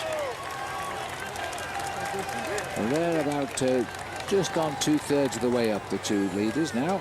As the peloton here very much on the lower slopes of the climb, still keeping together, all under the escort of Team CSC. Nobody trying to get round them. They're going to, if they jump them, it'll happen in the last couple of K to the summit and try and run for home. But at the moment, Team CSC, watch out for the boys of Denny Menchoff in the orange there. They started to move up towards the front here. Nobody really wants to push on, especially the Team Columbia riders in the dead center of the light blue jerseys. Christian van der Velde over on the left here, riding behind Julian Dean, the champion of New Zealand. Van der Velde's big time trial on the horizon now. Carlos Sastre sits there in yellow. He's enjoying the day. It's going according to plan. The champion of Spain there, Alejandro Valverde. We thought he might make a push today. Not too sure he wants to. This is the chasing group of Pelussin now on the climb itself, with Lemaivel doing a lot of the work in this group. 43 kilometers to go. And Felieur is finding the pace okay just now. He's under a little bit of pressure, but he's not too worried about that. Bientôt, we're heading up to Paris. There's the field then, still packed together. Fabien Weckman just near the camera. These are the three chasers. They are closing in, but the overall lead between these two and the bunch, 9:51. Hi, welcome to Progressive.com. How can I help you? Well, I haven't shopped for car insurance in a while. And you're worried that you've been paying too much, right? Yeah. So how can I know I'm getting a good deal? We can compare your Progressive Direct rate with other top companies. Wow. Seriously? Yeah. Look at the deal we just got him. That's a new pair of shoes. Yeah, or a big tricked out name tag. Making sure you get a great deal. Now that's Progressive. Call or click today. Oh, that's the torque. I like torque. Andy, it's great gas mileage. Woo! Okay. How fast can this... Hey, Phil. When is this event gonna be over? Soon. Thanks, Phil. Oh boy, this event is going to be trouble. The Autobahn for All Summer event. Get 3 VWs for under $199 a month or 0% APR on all 08 models. Domestique literally means servant. Christian van der Velde was a domestique. He served Lance Armstrong for 5 years. Now, he's serving notice. If you looked at my Subaru Outback, you might think I didn't love it. But the truth is, I consider the dirt and trail dust and mud that gets splattered on it kind of a badge of honor. Who am I to wash all that away? I just let the universe take care of it. Live big. Love an Outback. Love. It's what makes a Subaru a Subaru. Lease a new 2008 Outback from Flatiron Subaru for only $199 a month. Buying a car is a big decision. You need some advice. That is why VHIX.com is so great. Check out the Power Circle ratings for any kind of vehicle. JDPower.com, Power Circle ratings. Anything that you want to know about a vehicle. Mechanical quality. The performance. Design quality. Powertrain quality. You're gonna get the right car. All this great information right on VHIX.com. Use JDPower.com Power Circle ratings to rank vehicles you're interested in at VHIX.com, your online resource to find your ride. Watch our buying guides and test drives powered by Wheels TV on Comcast On Demand.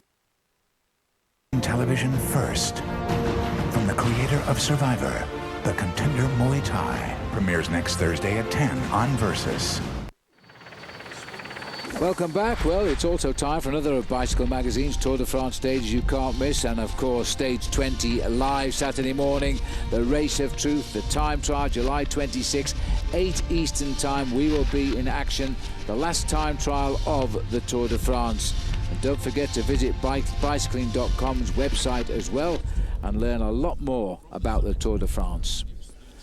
As we skim across the flatlands of the Loire now, looking for the two leaders. We've got one, and there's the other. They're still untroubled, keeping good tempo, neither looking in any problem at all. The gradient on this climb is approximately 3% shallower than Alpe d'Huez, and so it's not giving them any real problems. They have to keep a high cadence up here.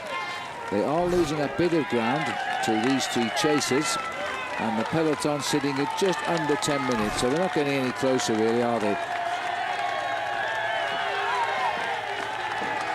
Well, as the crowd cheer the boys on, mostly Belgian it seems here. They must be on the holidays as the Tour de France goes by. These are the three chasers. They're sort of pegged now, Paul, at 3 3/4 minutes on these two. Yeah, very much so. I think just looking at these two leaders, they're both big workhorses as well for their respective teams. Carlos Barredo for Quick-Step and Marcus Burkhardt. Burkhardt has done a lot of work for Team Columbia throughout the whole of the start of this Tour de France, leading out the sprints for Mark Cavendish, working at the front of the main field for Kim Kierken. Now he's given his own lease of life on a stage like today. But I wonder if he's got what it takes left to get past Carlos Barredo, who's going to be a little more motivated to get the victory, Phil, because Quick-Step have not so far really got a lot to take away from the Tour. Their man, Stein de Volder, who was looking to finish in the top 10, well, he pulled out in the Alpine passes. So for Team Quick-Step, Carlos Barredo really has to save the Tour. Yes, this would be a huge result for Patrick Lefevere, the boss of Quick-Step. And this man can sprint, but I don't think he can sprint as fast as Burkhardt, so that means the little springboard just before the finish. There is a hill, a third category hill.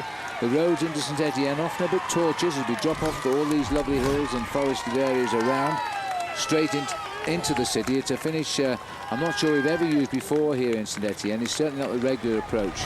Just a quick glimpse there at the wattage of Marcus Burkhardt. It was up to just inside of 400. Now that's not surprising because he's on the slopes of a rather difficult climb, and his heart rate was up in the middle range at around about 150. So he's working quite hard currently. These are the three chasers, and Christophe Lemaivel seems to be working fairly hard there as well. He's done a lot. He's doing the majority of the pacemaking in this group, but it's actually, Phil, not really having an effect on the gap to the two leaders because it's still locked in at 3 3/4 minutes. Yeah, it's making virtually no impression. They're climbing the same speed as the breakaways. Cunego is really working hard here. He knows the danger of elimination.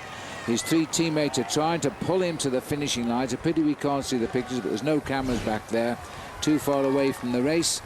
But he's still only 22 1/4 minutes, and he'll survive the cut for sure if he can hang in at that sort of distance. So it was looking a bit bleak early on, but he's got himself organised. See how he goes over these climbs here.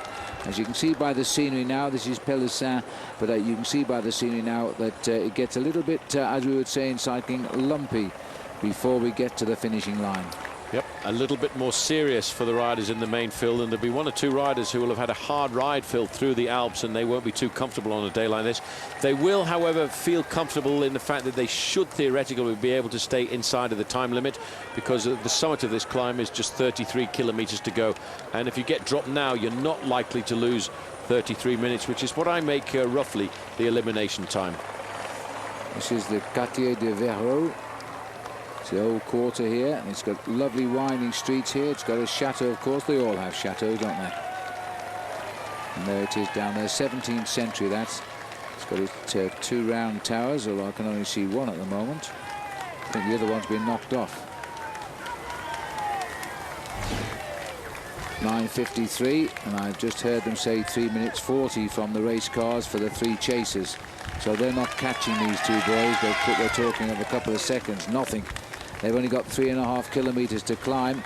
Well, they've gone together to the top, that's for sure, which means that if Barredo wants this, he's going to have to go on a little third category springboard before the finish.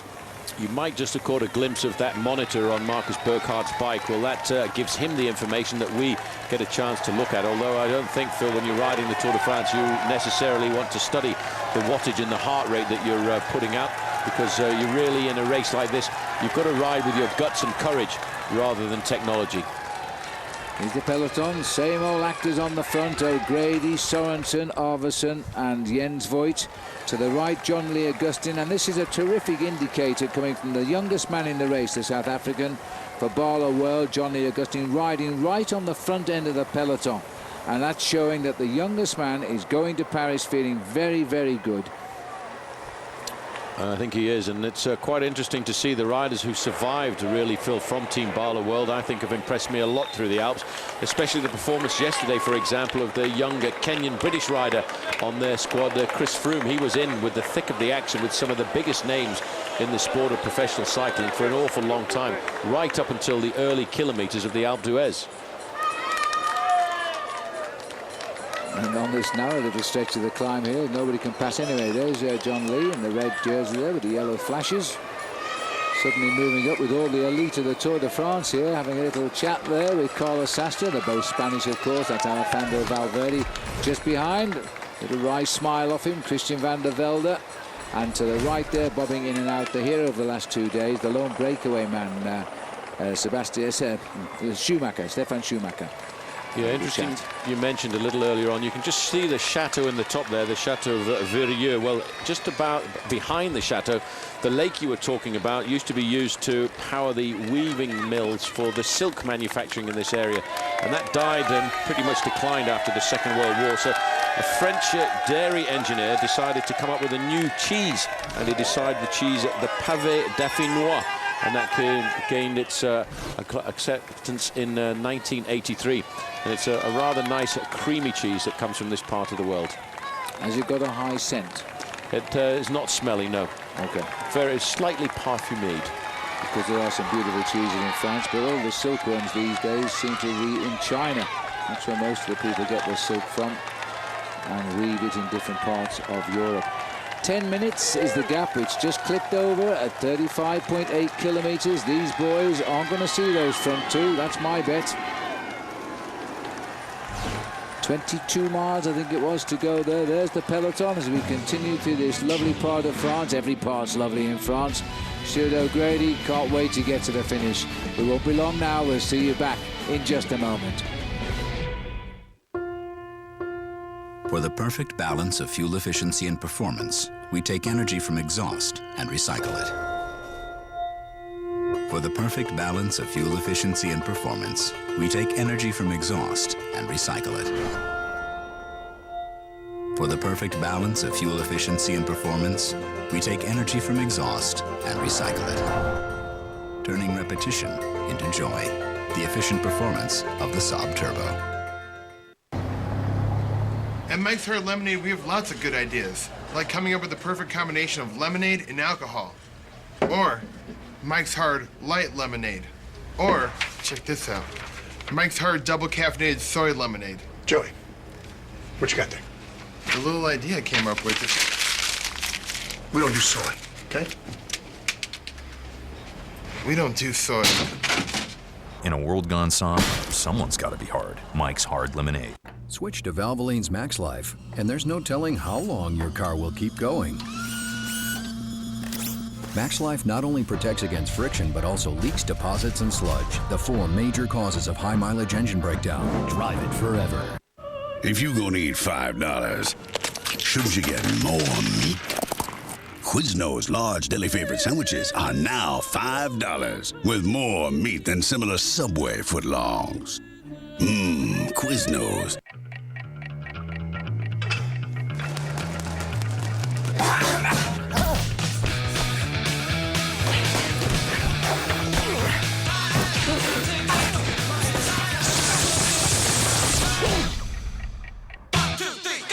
Tap Out's back, and they're looking for a fight. Rolling cross country, searching for the next MMA badass. I'm ready to rock! Tap Out, Wednesday at 10 on Versus. Remember when times were simpler? When your favorite park didn't have a theme? When you spent hours waiting for a moment? And when the old way was the best way? Now at Bass Pro Shops, get a free weekend adventure guide full of ideas for low-cost family getaways. You can also enjoy free laser arcade games, prizes, and workshops. Plus, check out the store and boat sidewalk clearance sale. Your adventure starts here for less than you think. Nivea for men body wash, huh? Dude, who uses a body wash to get clean? If the babes can't smell from here, I'm not interested. And the name is gonna dominate. I dominate. This won't increase my ability to mate. They need to feel me, they need to hear me, they need to see me. Above all, they gotta smell me, you know? They need to be attracted somehow. Doesn't dry your skin, doesn't reek. Isn't that the point? Finally, a body wash for grown-ups. New Nivea for Men body wash has a fresh, subtle scent and is good for your skin. Works for me. Nivea for Men, what men want. Continue on the way up. Well, let me remind you, too, of our Saab. Welcome back to the Tour de France as we look at now just on 5 kilometers to go here. And there's still no change in the time gaps. In fact, the chase is now falling away a little bit. It's going out to 4 minutes. The peloton are holding at just on 10 minutes. And so those two leaders have had a very good climb here. It was a 13-kilometer climb. They're going to go over the top, a little more than 20 miles to go. And there they are down there. Berghardt could be a good win for Team Columbia today, but they'll have to worry about Barredo. The sun's still high in the sky. Well, it will be at this time of day, of course. It's heading up to just past 4 o'clock in the afternoon as we head towards Saint-Étienne. Yes. And all of the gaps have fallen back, and the Australian flags are getting more and more by the day here in France. I would think the flights fill out of Sydney and Perth and the rest of Australia are pretty much full at the moment, with the fingers crossed, I suppose, because Cadel Evans hasn't yet won this bike race. He's sitting on the verge of doing so, but he's got a big battle to pull himself back 1 minute and 34 seconds in the final 50-kilometer individual time trial. And I have to say, I wouldn't like to be in his shoes, and I wouldn't like to be trying to get his sleep at night to recover, because it's still a very precarious situation to be so far behind the leader. It'll be nervousness all the way to the end of the day on Saturday for sure. What a marvellous crowd this is here on the Mont Vieux. And it really has. They've managed to get in on this one from somewhere. No cars there, so they've had to walk to it. And they're witnessing the two leaders who've led today since they came together, and since the 68th kilometre for Carlos Barredo, since the 80th kilometre for the pair of them. And they are now coming up to just 33 from the finish. Yeah, once they go over the summit, so they've got a fairly good descent field down into the valley, and then it's that little climb up to the outskirts of Saint-Étienne. And still no real sign as to which of these riders is the strongest. Barredo decides he's going to get himself maximum points and a few extra euros into his back pocket as he goes over the summit of the climb. Yes, no race for the king of the mountain points. They're not interested in for either of them. And I think Barredo's done a lot of work on that climb, so Berghardt wasn't going to do anything about that. No, not at all. And the funny situation when you're in a breakaway like this with the guy that you're with, Berghardt and Barredo here, they have to work together almost as friends, and I think we'd like to have the cameras away from that. I think that's what Marcus Berghardt was trying to say, because he would need to have a little arrêt pour les raisons naturelles. There's one naturel. 10 minutes and 9 seconds the gap. Back to the three chasers at 10:08 is the gap behind to the leaders. But just these three riders haven't had a good climb. They seem to have a passion a little bit in Romain Feliu, and the other two have just kept the pace. They started again, and then suddenly it reversed. They're now out to 4 minutes and 3 seconds, so they're going the wrong way, and the others are now speeding over the top. Well, I'm not surprised, Phil, because when you know the character of Carlos Barredo, he's a pretty impressive bike rider. He's, as I said a little earlier, he's a rider who finished 10th overall in the Vuelta a España last year, so he's not exactly a man who's going to lose time on one of the climbs. Stuart O'Grady, just look at the face of O'Grady. He really wants to give everything here. I think he wants to get this Tour de France over and done with and get himself away to Beijing with a chance of getting himself a gold medal in the Olympic Games to add to his Commonwealth gold medal, or should I say gold medals. Yes, right. Well, he's certainly discouraging the attacks from anybody there. He's got complete control of that peloton. Let's see the second group. They've now come up to 1 kilometre to go. Barredo, remember, over the top with Berghardt, speeding towards the finish. They've got a 4-minute buffer on these boys. The clock running at the top of the climb. Astolosa, like all of the others, they've just set tempo. They haven't broken clear. It's almost, I think it's a smile off Andy there. It's hard to tell. Popovic coming forward here. I might have just mentioned Stuart O'Grady, Phil, wanting to get himself a gold medal at the Olympic Games. I know he's got one already, and that's in the Madison on the track, but I'm sure he would certainly like to get one in the road as well. Oh, that would be his highlight of his career if that happened for Stuart O'Grady, for sure. A lot of remember, in the Olympic Games, you race for your nation, and therefore you have to race against your own teammates in the Tour de France, because Sastre, for example, represents Spain. O'Grady won't be setting tempo for him in Beijing, bet your life. What about that for a crowd here? This is a small climb almost in the middle of nowhere in the heart of France, and there's thousands of spectators have turned out to see the three-man chase group coming through here. It's as if, Phil, all of the spectators have come from the Alps to continue with the excitement of the battle we've seen for the victory of the Tour de France this year. The Aussie flags are there, and I'm sure there'll be a lot of Spanish flags as well turning out for the final individual time trial, with nobody really knowing who is going to get the better of the race for the yellow jersey. Well, the time trial is on a Saturday, of course. Not that it seems to matter in this part of the world. Everybody seems to be permanently on holiday, but this Saturday we can expect an awful lot of people on the time trial road, and because those people will witness the man that goes to Paris as the winner of the Tour de France, and it's not certain. This is the chase coming up as they continue towards the summit. All the tempo now being done by a climber, Mikel Aftalosa. I bet you Christophe Lemervel might give him a run for his money, though, when he sees that banner. Absolutely, the two riders have gone over the top. It's a second category climb, so there are points for the first 5 riders over the summit. As we look a little bit further back, Romain Feliu, Phil, I think will be quite happy when they get to the summit of this climb, because he will then realise that they've got a pretty good chance of survival. The main field, I don't think are going to chase at all, Phil, because they're still locked in at 10 minutes, and they may well wait until tomorrow to see whether or not there's going to be a surprise attack. But it may well be now that what we're waiting for is the final showdown in the individual time trial on Saturday. Looks like the local cyclist from Parramatta there, which is just on the outer suburbs of Sydney, was waving that flag. They had the plaque up. No race at all over the summit. Up goes the zip, 4:14 the gap. And so they have lost a little bit on the climb, nearly half a minute, as Astalosa takes them over.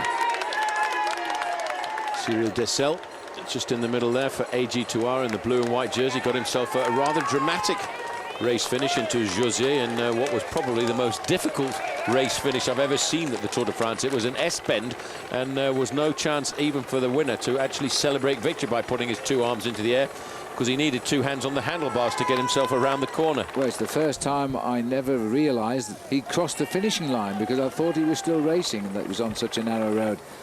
But looking at the bunch here, now a little bit of disappointment from our viewpoint, because it looks as though nobody is going to try to attack the yellow jersey. Largely due to the strength of CSC, they've kept a high tempo. There's no opportunity here to get away from this field. There may be some opportunity on the last 3rd category climb of the day, but this is why the CSC boys are all smiles. They've nailed this lot back in the pack today, condemned to a ride to the finish in the bunch, and that'll please Frank Schleck, who was rather hoping that nobody would attack. There he is in the red top with the blue bottoms. Yep. I wonder if he was really in good form yesterday when his teammate Carlos Sastre got away at the foot of the Alpe d'Huez. The team strategy was supposed to be that Carlos Sastre would attack first, and then if he was caught by the main fielder chasing him down, or the main pack of the contenders, it was then up to the turn of Frank Schleck to go over the top. He may well have been quite happy with his teammate Carlos Sastre going on to victory.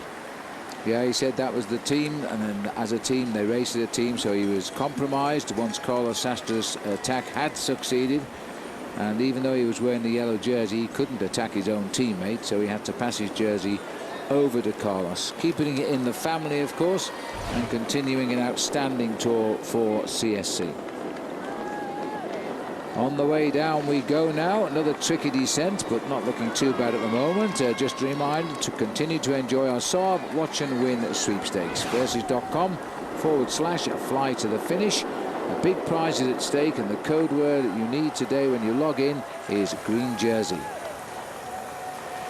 As the peloton whip around that switchback down there, and you can tell by the fact they're all together, there's not a lot of action down there from the peloton. Plenty of work being done by the local farmers, though. The insignia of the Tour de France, 42, is the region number. We are now in the department of the Loire. Just checking down at the livestock. And nice to see them over there on the right-hand side and keeping away from the hay. All that food down there, they must think it's Christmas. They must think it's Christmas, absolutely. The two leaders probably think it's Christmas, but only one of these guys is going to get a present this afternoon. And it's difficult to pick a winner from these two, I have to say. Phil Marcus Burkhardt won himself a Gent-Wevelgem last year in a very good sprint. But the question is, how much work and how much energy has he left on the roads of the Tour de France? So the gap at 44 kilometers is around about 10 minutes, and they're estimating the gap at the finish is going to be around about 4 minutes.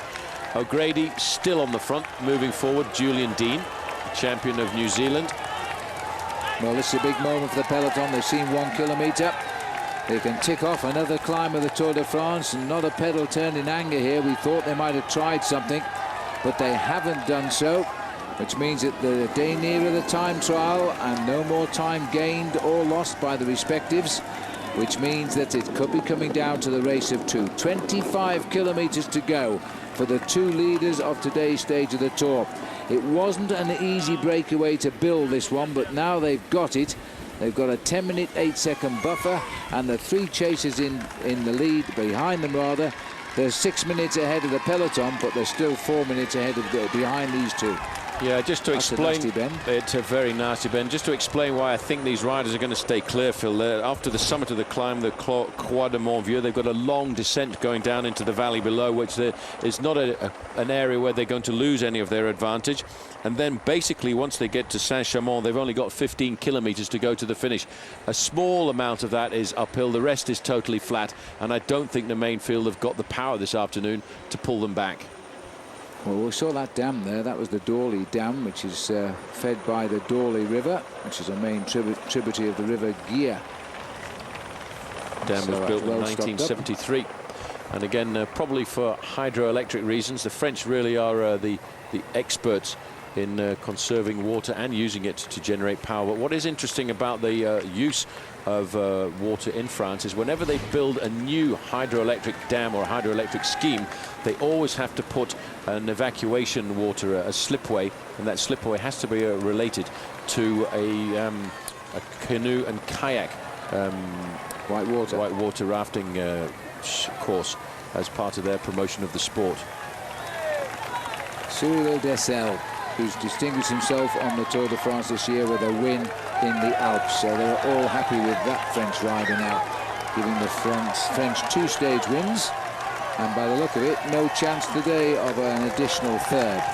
David Miller over on the left-hand side with the blue shoulders to his jersey, and that's to look after Christian van der Velde, who is right up behind him. Van der Velde not taking any risks at all, which is why you can see him riding up at the front end of the main field. I've got to say, Christian van der Velde, Phil, yesterday was absolutely superb. He rode at the front end of the main field, but he was not scared at all of attacking either. So the peloton are over the top. The gap is still 10 minutes. The two up front, I think, have got this one today. Here we are with the two leaders again. We've gone right back up to them. I'm not sure what Carlos Burrido is saying here. As he pushed on there, Burkhardt's come back up pretty quickly. I'm not sure what Carlos was trying to indicate to Marcus Burkhardt. But you look at the difference in the sizes of these guys, and guess which one's the sprinter. And Burkhardt's still indicating, I don't quite understand what. It may become clear as we race towards the finish. The gap is 10:06 as they go over the top. The average speed in the first hour was 55.7 kilometers. That was really quick, and that was when these guys got away from the pack. So the riders head up. That's the last second category hill behind. The next one is a small third one. Is that where they'll choose to win the day?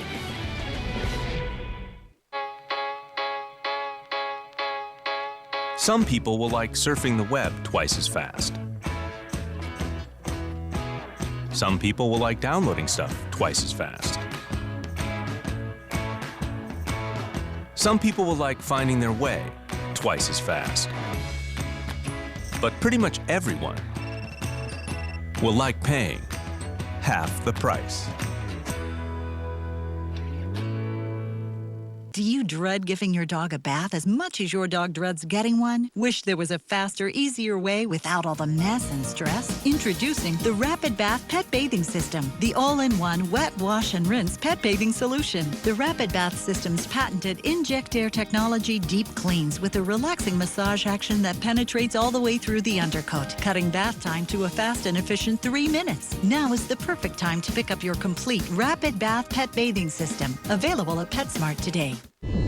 They say sometimes the mind is stronger than the body, and that's the danger, because you can push your body too far. A great summer break never lasts as long as you'd like. That's why at Furniture Row, we're now offering a summer break that lasts up to 4 years. During our Super Summer Break Savings event, we're featuring our once-a-year offer of 4 years no interest with no payments for the first year. That's no interest for 4 years, our guaranteed lowest prices, and no payments for the first year. These are the last days to take advantage of Furniture Row's Super Summer Break Savings. Our 4-year no interest offer ends Tuesday, July 29th. Got a car to sell? Go to vhix.com. Millions of people go to vhix.com looking for a car. I would never do a newspaper classified again. The best part is it's free. Absolutely free. All you do is you upload a picture. You put in a few facts about your car. Then someone searches for a used car like yours. Bingo, there's your car. Pops up in their search results. And it's free. How can you beat that? This is the best way to sell a car. List your used car for free and reach millions of car buyers at vhix.com, your online resource to find your ride. Dealer inventories are now searchable at vhix.com on your mobile phone. On American television, they fight for honor, for country, for survival. 16 warriors, one goal, to become the greatest fighter of all time. From the creator of Survivor, The Contender Muay Thai. Premieres next Thursday at 10 on Versus.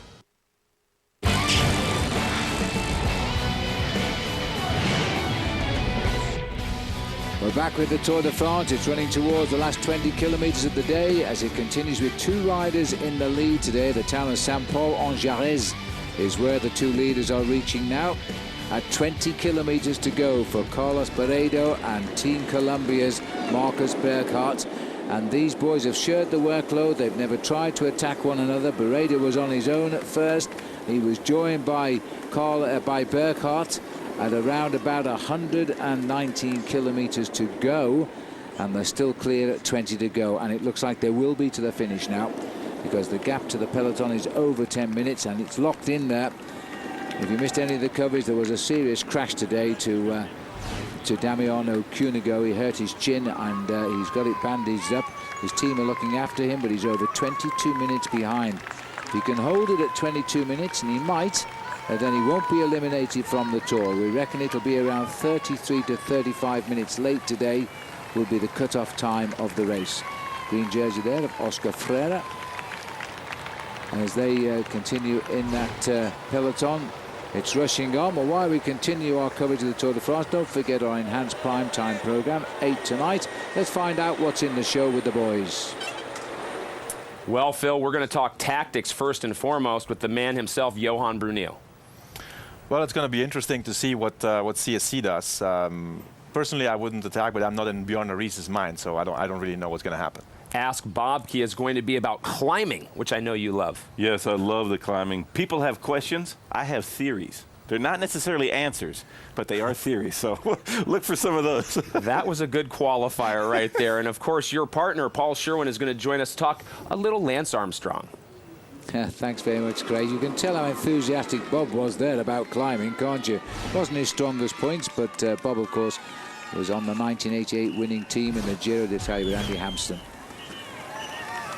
We're looking here on the computer. Marcus Burkhardt pedaling a cadence of 71. Power output's medium at 174. He's in the green, Paul. He's not under stress. Not under any stress at all, Phil. It's a moment now when he's got to try and concentrate on figuring out his tactics.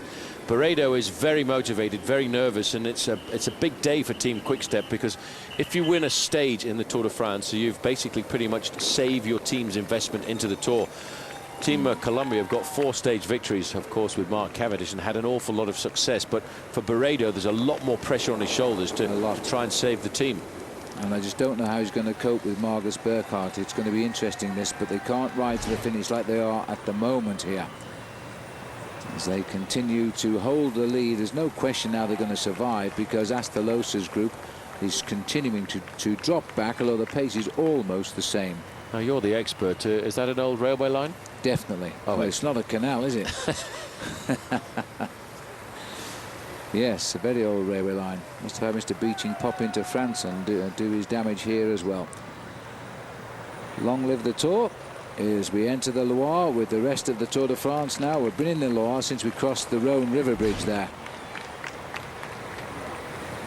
And there's the beauty of the scene. But look at the difference now. This is a great area actually to base yourself.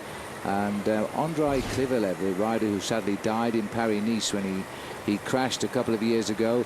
The last roundabout on the route today is called the Andrei Krivolev roundabout. They named it after him, sadly, for the wrong reasons, because he lived in Saint-Étienne. We'll take a break, come back soon. The 2008 Tour de France on Versus is brought to you by Just for Men Hair Color. Stay in the game with Just for Men Hair Color. And by ExxonMobil, taking on the world's toughest energy challenges. Honey, if you want to get rid of your gray hair, try my hair color. It's really easy. Women's hair color can take 30 minutes. Just for Men takes 5 minutes. No one will notice. Hers colors every hair. Just for Men targets only gray. It has ammonia, but it doesn't smell that bad. Oh yes, it does. Just for Men has no damaging ammonia. Let's go buy some. It'll only take half an hour. Yeah, right. The truth is, men need Just for Men. Stay in the game. If you said that just 10% of the cars that are used today, if they converted to hybrid vehicles, you're talking about saving 28 million tons of carbon dioxide emissions, which translates to more than 5 million cars taken off the road.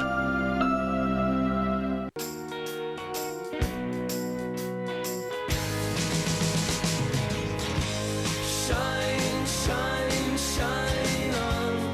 Your life has more than one dimension.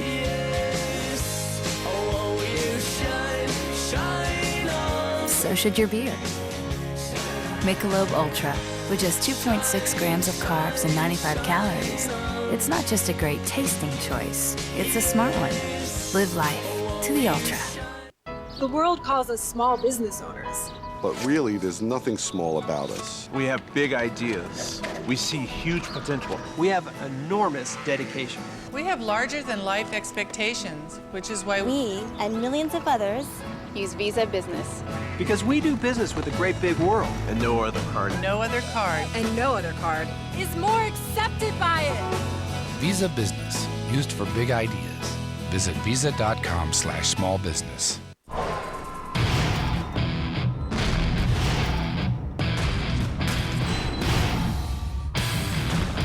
I'm the guy that everybody wants to beat.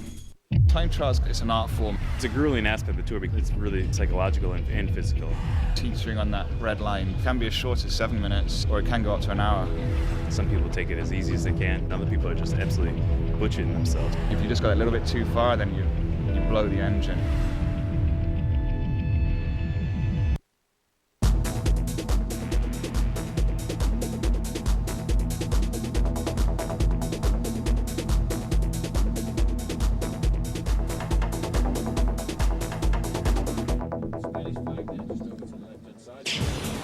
Let's just summarise the day with our Just for Men hair colour. At 28 kilometres, poor Damiano Cunego crashed heavily. He's still 22 minutes back of the field.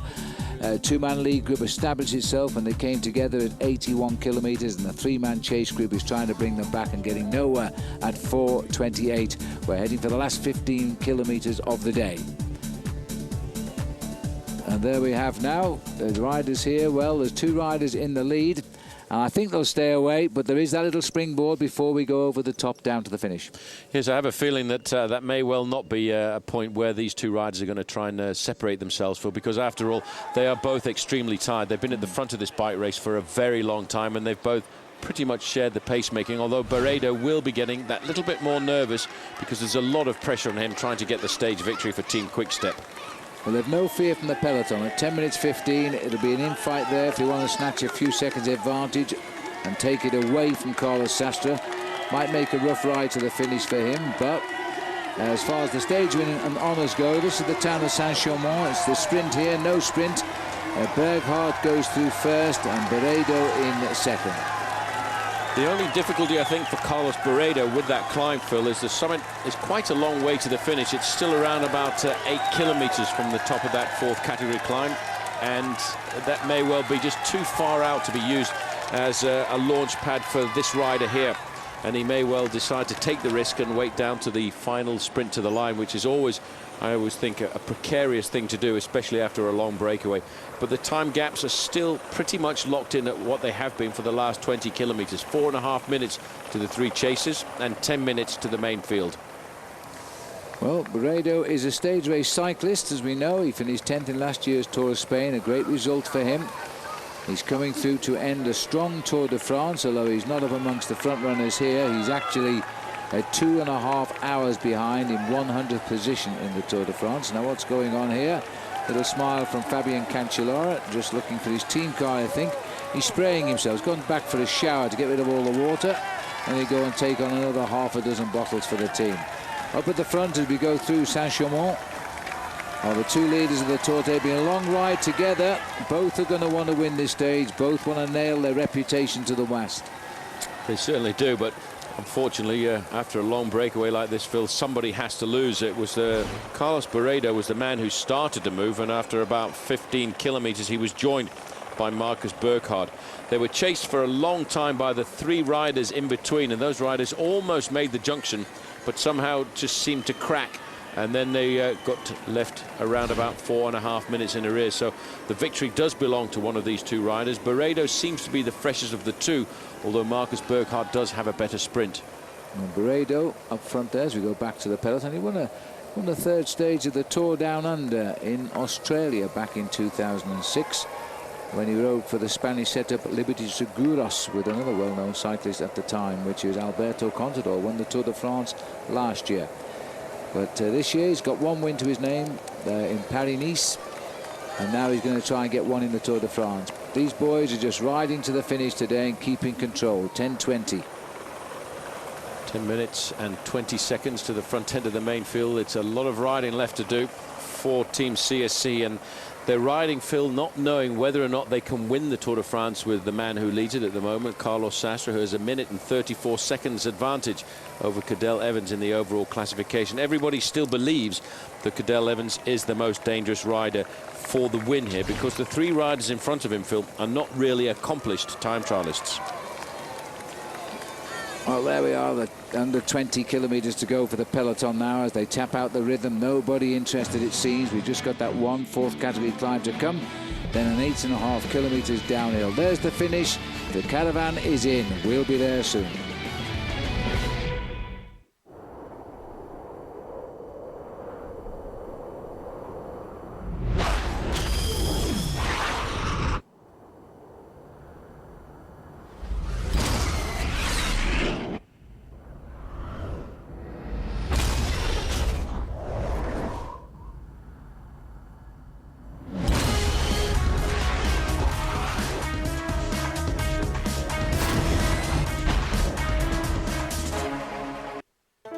By popular demand, it's Carino's 2 Can Dine for $19.99. Choose 2 entrees like our Bowtie Festival Chicken Fettuccine and Carino's own Skilletini, a sizzling skillet filled with chicken or sausage, marinated onions, bell peppers, and spaghetti in our own spicy marinara sauce. It comes with unlimited soup or salad and fresh bread. To top it off, you each get a new mini dessert like our tiramisu or Italian chocolate cake. It's the 2 Can Dine for $19.99. Only at Carino's. Food, fire, fun. Saving energy at home is simple. Here are some steps you can take each day as you leave your home. Turn it down. Unplug it. Turn it off. Yes, it's a CFL. Take a ride. Share a ride. Or ride. The new energy economy, helping you save energy at home. Learn more at colorado.gov/energy.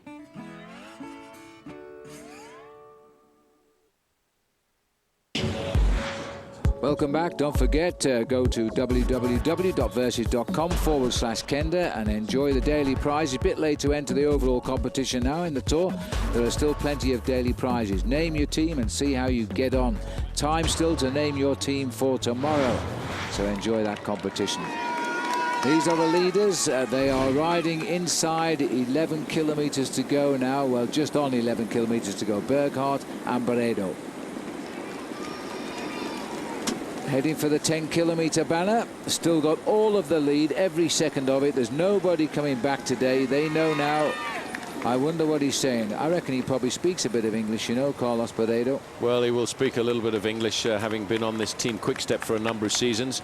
He looks the freshest of the two riders, but, you know, sometimes, Phil, just looking at the body language, it can tell a few lies, and you may well think that the guy that's with you is suffering a fraction. And I'm hoping that's not the case for Marcus Burkhardt. It's difficult to know which of these guys will win. They're two different kind of riders. You mentioned before about Carlos Barredo. Yes, he's a sprinter type rider, but I've seen him ride very well in the one-day classics in the northern part of Europe. Races like, of course, the Amstel Gold Race, where he was in a long breakaway a couple of years ago. Burkhardt is a bigger, stronger rider, much more at home on the flat stages. A little bit of chatting going on here. The thing is, what they do need to talk about, Phil, is the fact that they need to keep working right up until the end. Because if they start messing around and trying to outfox each other, they'll see that advantage of 4.5 minutes over the three chasers get wiped out pretty quickly.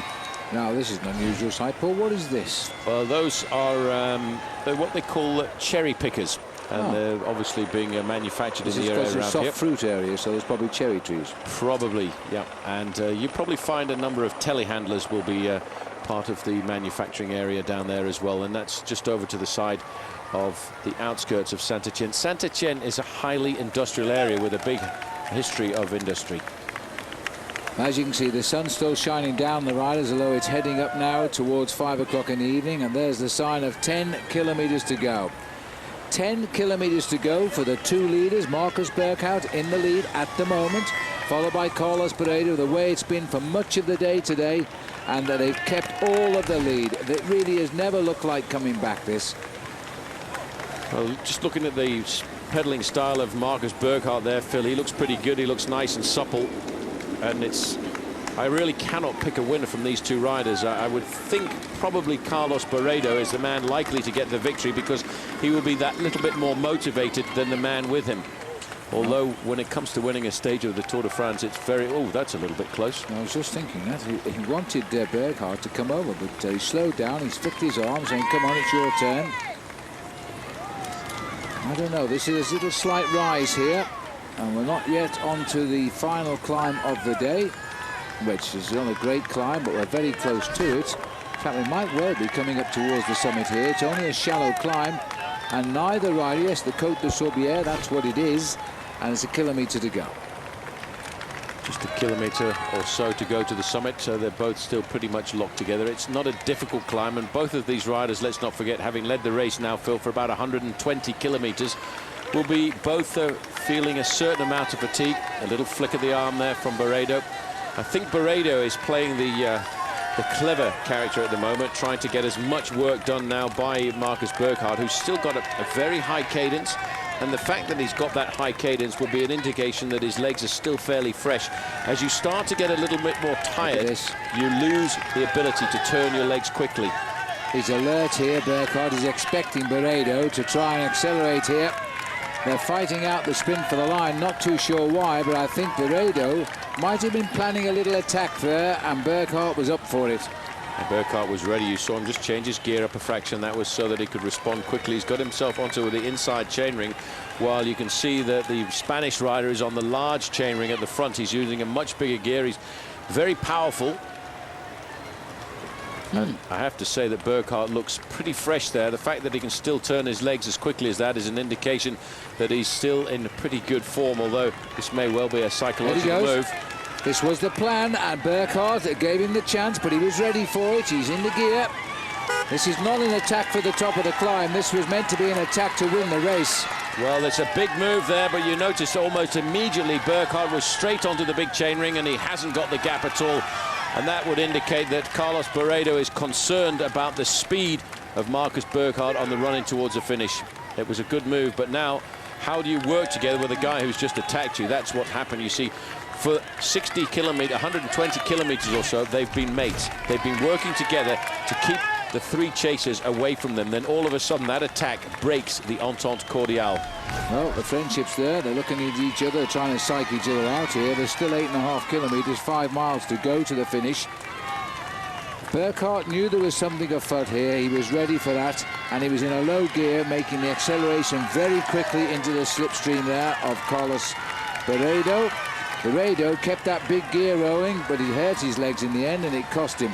Well, it will have hurt his legs. He knew he had to make that one move, and he never really got very much more than a meter, and immediately that acceleration came. Marcus Burkhardt was ready for it, and you know, he probably heard the attack before he saw it, because when you get out of the saddle like that on a climb, the wheels and the tires actually make a whistle, and that can give you that little bit of a hint that the guy behind is about to start the acceleration.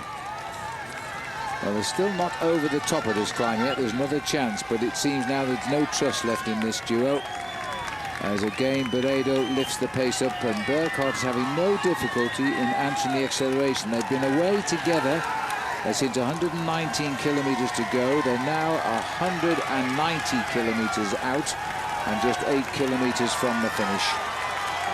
Barredo's probably going to be a little bit worried now. And another move. And you're not ready for that one. He was looking the wrong way. He's trying everything he knows, this man. And again, Burkhardt is looking very strong to jump on his back wheel. And he's lost that one too. Barredo hasn't got it, Phil. He hasn't got that acceleration. It was a very clever move. You notice that Burkhardt looked to the opposite side. Then all of a sudden he's gone again. Well, this is the 3rd time he's attacked, and they say the 3rd time is it if you don't answer it. But again, Burkhardt is not troubled. The hill wasn't quite hard enough for the Spanish boy. No, it certainly wasn't, and they're both back together. So they are all together again on top of this climb. 8 kilometres to go. And just look at that now. There's the sprint again. He got a length on him, but that wasn't a sprint for the little prize at the top. That was meant to snap the elastic. And now you can see Burkhardt's got to get himself ready. Barredo has got this completely under control. He was waiting for, you see, Burkhardt there to try and fasten his jersey. Then all of a sudden he thought, I'll give a whack and see if I can get away again. But he couldn't. Now Burkhardt will have closed his jersey up, because that was creating a little bit of drag. Barredo looking over his shoulder. Shaking his head there. He's talking to Burkhardt. I've no idea what he's saying. If he's surprised when he brings him back, what does it matter? It's up to this man here to beat him if he can. Well, Barredo panicking a fraction, because it's so important, really, Phil, for Barredo to try and get the victory for Team Quickstep. I think now he needs to give it up. He's tried his move at the place where he probably had the advantage on the climb. He didn't break the elastic. The thing to do now is to work, get to the finish line, have a drag strip race left and right of the road, and the fastest man wins. Well, this is one of Burkhardt's greatest moments on a single stage of the Tour de France, the chance of a stage win, and that would be a terrific result for him anyway, and great for the team who've done nothing and are being criticised for it in the Belgian newspapers back home in their country. Though this is a Spanish element of the Belgian team. Meanwhile, we haven't forgotten about... Oh, and he's gone again. The minute we cut away, but this time it is Burkhardt who has gone. And Barredo is going to have to be put on the defensive here. And now that is how you launch an attack. He's making Barredo work so hard here. Well, he's probably got a little bit fed up by the fact that the Spanish rider had hit him hard 3 times in succession, and now his legs are really pinging. He's looked over his shoulder. He's got a little bit of a gap, but Barredo is clawing his way back to the wheel. I think Barredo has got this one covered, Phil. He's got this one covered, I think, yes, around that roundabout. But if Barredo thinks he's got it covered, then he might lose the gap. But I think this time he'll nail him back. Now, there's no friends left up here now. They're not going to trust each other.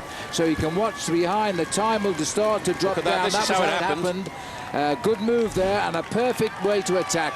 Barredo was calling it through to do the work at the front, and Burkhardt decided to try one. Well, I think we now know that there is no more entente cordiale, Phil, between these two riders. But they've still got 7 and a bit kilometres to go. They need to work together. They've got to cover these last 7 kilometres or so, because otherwise, if they keep messing about like this, and I've seen it happen in the past, the group from behind can pull back the 3 or 4 minutes gap that they've got very quickly indeed. So, excuse me, boys, get down to the job, get to the final kilometre, and then you can battle it out any which way you want. Well, let's see what happens. The gap when the attack started was 4 minutes 50 over the 3 chasers. So we'll just see if they start playing cat and mouse, whether that gap begins to come down, and Astolosa, Lemaivel and Feliu bring themselves back into the action. But forget the peloton. They're over 10 minutes still, and Cunego is still at 22, by the way. Well, I have a feeling that maybe Barredo has been given the order by the team management to stop working, because it is so vital for them to get a stage victory here this afternoon. But you can see there's not much impetus in this group here either, a little bit further back, apart from Mikel Astroloso, who says, come on, I want to get to the finish too. Now this is again a little climb that might split these three up, because we don't know how strong Feliu is. If the order has gone out to Barredo to sit in the slipstream of Burkhardt, then Burkhardt might well say, I'm not doing it, I'm just going to stop riding. Let's see, look at this, they're on opposite sides of the road now, at 5.2 kilometers to go to the finish. Barredo is using the whole of the roads. If he hasn't done enough riding around France, he wants to use both sides of the road. Meanwhile, a failure looks like the man who's causing trouble. Williams, it's full of surprises. Well, again, they're attacking 5 kilometers to go now. They're dodging all over the road, the front two and the back three. We're looking at the three chasers here as they try to have their own private battle over that little climb. Meanwhile, up front, these two have fallen out now. 2 or 3 kilometers ago, the friendship ended. At the moment, they know they've got to keep a reasonable pace at the same time as argue who's going to win the stage because of the chase behind. And there, Astroloso has made a move. Romain Feliu coming through in the white shorts of Agritubel. He's trying to nail back the Spanish rider. Really, you know, these guys, both groups, the 2-man group at the front and the 3-man group behind, Phil, they're all very tired indeed. And there's a little dodgy move there by Barredo saying, no. And this is very nervous. They might as well just get together. Look, guys, we've been mates for 120 kilometers. Let's now just ride together, share the pacemaking at the front, get to the final kilometer and finish it off. Well, Race Radio is actually saying that the chasers have pulled back 15 seconds. It's now 4:35 and down from 4:50, so we'll see. They'll have to pull back a bit quicker than that. These boys are just keeping the right pressure on while guarding their advantage. Look at this now. Well, this is real serious cat and mouse stuff, Phil. This is the kind of manoeuvring you don't normally see on the road. It's much more alert, the kind of maneuvers you would see in track racing, track sprinting, for example, where it's so important to come out of the slipstream of the rider in front of you. But as we're looking here at 4 kilometers to go, I think the team manager needs to come up alongside here and say, right, just keep working, just keep going, because otherwise, guys, you're going to blow everything. Marcus Burkhardt trying to earwig what might be said there. Goodness knows what Barredo is saying. Let's have a look at their faces. They're just trying to reach an agreement to help and work to the finish and then sprint it out would be my guess, and that's possibly what the manager has told Barredo. And now Burkhardt's called for his team car to decide on their tactic. Well, if they mess around like this to try and decide what they need to do, Phil, they're going to lose huge chunks of time on the riders behind, and we may well see the three other guys coming back. Here's team discovery, and this is Mikel Astroloso's gone clear, and again Romain Feliu. This is almost a reenactment of what was going on 5 minutes ahead up on the road with the two leaders. Nobody wants to go down to the line for a sprint finish. Astroloso doesn't sprint very well, and Feliu sprints extremely well. He would clean up from these three, and he knows that. He would finish third on today's stage of the Tour de France, which for him would be equal to his result in Nantes, but there'll be no yellow jersey this time around at the finishing line for him. Since then, he's lost over 3¼ hours since he was the race leader of the Tour. 3 kilometers to go. Very nervous indeed. I have to give at the moment. There's another move. Well, this is terrific stuff to watch, I have to say. It's hard and nervous. Whoa, and he might overshoot that one. No, he's got it round. Put him off his sprint a little bit. Well, I have to say, I think with all these attacks that have been thrown at Marcus Burkhardt, he's going to be a very angry man when it comes down to the last 500 meters. And sometimes that little bit of anger can give you the edge when it comes to deciding how to sprint. Not a pure sprinter's sprint, by the way, in Saint-Étienne. We go around some tricky bends, and so it's a good finish for a confused finish. And there's only 2 riders here going down to the finish. The city has taken off and out of the road all of the furniture, which might have caused a crash. Now, where are we now? We're back in the bunch here. This is an attack by the Cofidis rider. It's Samy Dumoulin, the little man in the race, who's trying to launch on this last climb of the race today. Well, looks like Cyril Desseller's got himself across there as well, Phil. So these guys are really fighting out for the lesser places. This looks like Kreuziger in his slipstream. It can't be, can it? Well, it might be Kreuziger, or it's Kuzinski, I think. Well, if it's Kreuziger, there'll be a reaction. There should theoretically be a reaction. Cyril Dessel is looking to move himself up in the overall standings maybe a bit, but he's 28th overall at the start of the day, and this is pretty much like swatting flies. That's a very good gap they've opened up on the bunch. If that is Roman Kreuziger, he's reasonably well up overall, and he'll be looking for a little improvement on his 13th place. He only needs a few seconds to get ahead of Andy Schleck, if it's him, and I'm not sure it is. There's another move coming across there. It looked like a white jersey in there. Big move, if it is a white jersey, it might be Andy Schleck coming after Roman Kreuziger. Further up the road, these two still locked in their own personal battle, 10 minutes ahead of the main field. 2 kilometers to go. In around about a kilometer fill, they will come to the Andrei Kivilev roundabout. Andrei Kivilev, a very good bike rider from Kazakhstan who died on a stage of Paris-Nice, on its way into Saint-Étienne, and then they will face 3 or 4 nasty little bends, while a little bit further back it is Kreuziger who's got away, and I'm pretty certain Schleck who's coming across. Yes, Schleck. It is. He's got the reaction, because he's only 13 seconds ahead of Kreuziger, and so we did get an attack for the few seconds. Well, that's a very good move by Andy Schleck, and Andy Schleck is going to not really ruffle too many feathers in the group, Phil, because he's 10 1/4 minutes in arrears, but here he's trying to make sure he keeps himself in contact for the race for the best young rider. Well, that white jersey's almost been as interesting as the race for the yellow jersey this year. It's been thrown around all over the place. Vincenzo Nibali was the leader, but he lost all hope in the high Alps. For Kreuziger, the winner of the Tour of Switzerland, only needs a hatful of seconds to pull it on tonight. Meanwhile, back in the race for the sprint here, these two are just giving no quarter now. It's getting a bit nasty now when you start zigzagging like that. If you get it wrong, you can cause the other rider in the group with you to come off, and I wouldn't like to see that after they've been great friends. They've worked together to build up this lead. They've got over the chasers, Phil, and over the other riders in the main field. So now they need to just have a safe, straight drag strip sprint to the line. Well, this group now, though, is actually going to move away from the front end of the main field and just getting on the back there. There was a quick glimpse of Leif Hoster. Now he's thinking about just marking the Andy Schleck. He's 1 kilometre. He's the Cadell policeman been sent up there to watch what's going on in the stalls. 1 kilometre to go, and they haven't rid each other, so it's going to be a sprint, or somebody has got to hit the surprise button to shaking the lactic out of the big legs of Marcus Burkhardt. This is the left-hand turn where they took all the traffic furniture out, just on the right there. They're riding through it now. And they won't see the finishing line until the very last moment. There's a left turn, and a left turn, or they're really basically sweepers. After a long breakaway like this, you've got to back off the sprint, and I think Burkhardt has got to wait a fraction. He's got to lead the sprint out. He's got the power, I think, but once he gets the jump, I don't think Barredo will be able to come out of his wheel, and that's what Barredo is banking on. Barredo will try and be the rider to jump first and get the surprise, but probably not until 200 or 300 meters to go. Well, the American team Columbia taking on the Belgian team at Quick Step as they now go towards the line here. Anybody can make the move. It is, in fact, Marcus Burkhardt, a German, against the Spanish rider Barredo.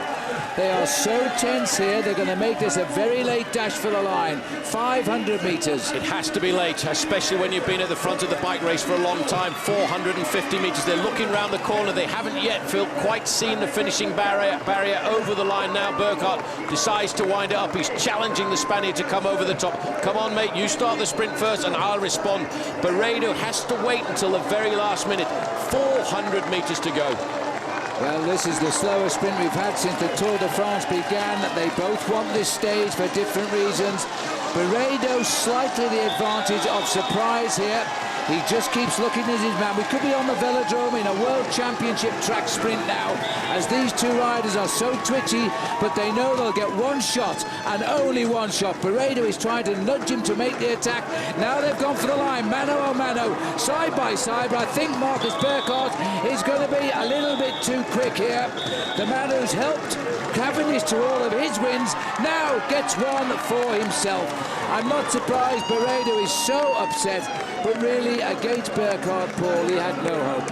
Well, he tried every trick in the book there, and he could do nothing to outwit the German. Burkhardt getting another great win for Team Columbia. Well, that was a great sprint and another win for Team Columbia here. That's the 5th stage win of this year's Tour de France, and Carlos Barredo has to do with the 2nd place. What a great sprint it was. Let's not forget, the Tour de France is all still to finish. We'll see in a moment.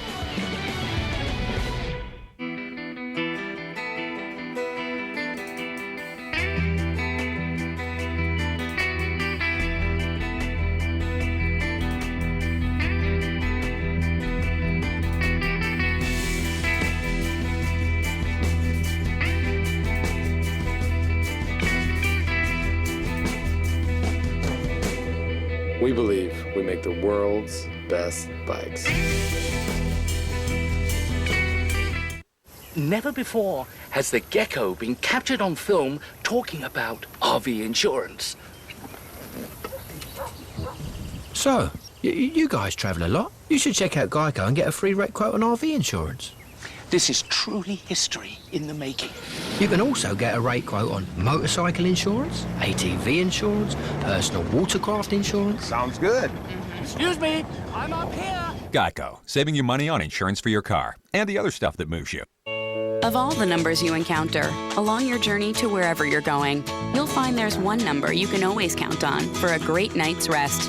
Super 8, now with free high-speed internet, free breakfast, and more. Super 8, see you along the way. When your engine's running clean, you feel it. And Pennzoil Platinum Motor Oil can clean out up to 46% of sludge in the first oil change. Our ultimate clean for your ultimate feeling. Not just oil, Pennzoil.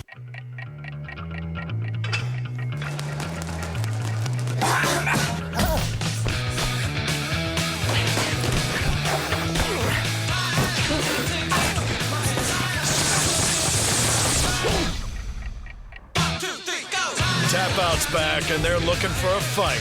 Rolling cross country, searching for the next MMA badass. I'm ready to rock!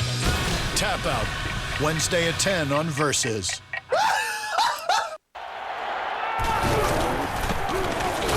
Fumble! Could be anybody's ball.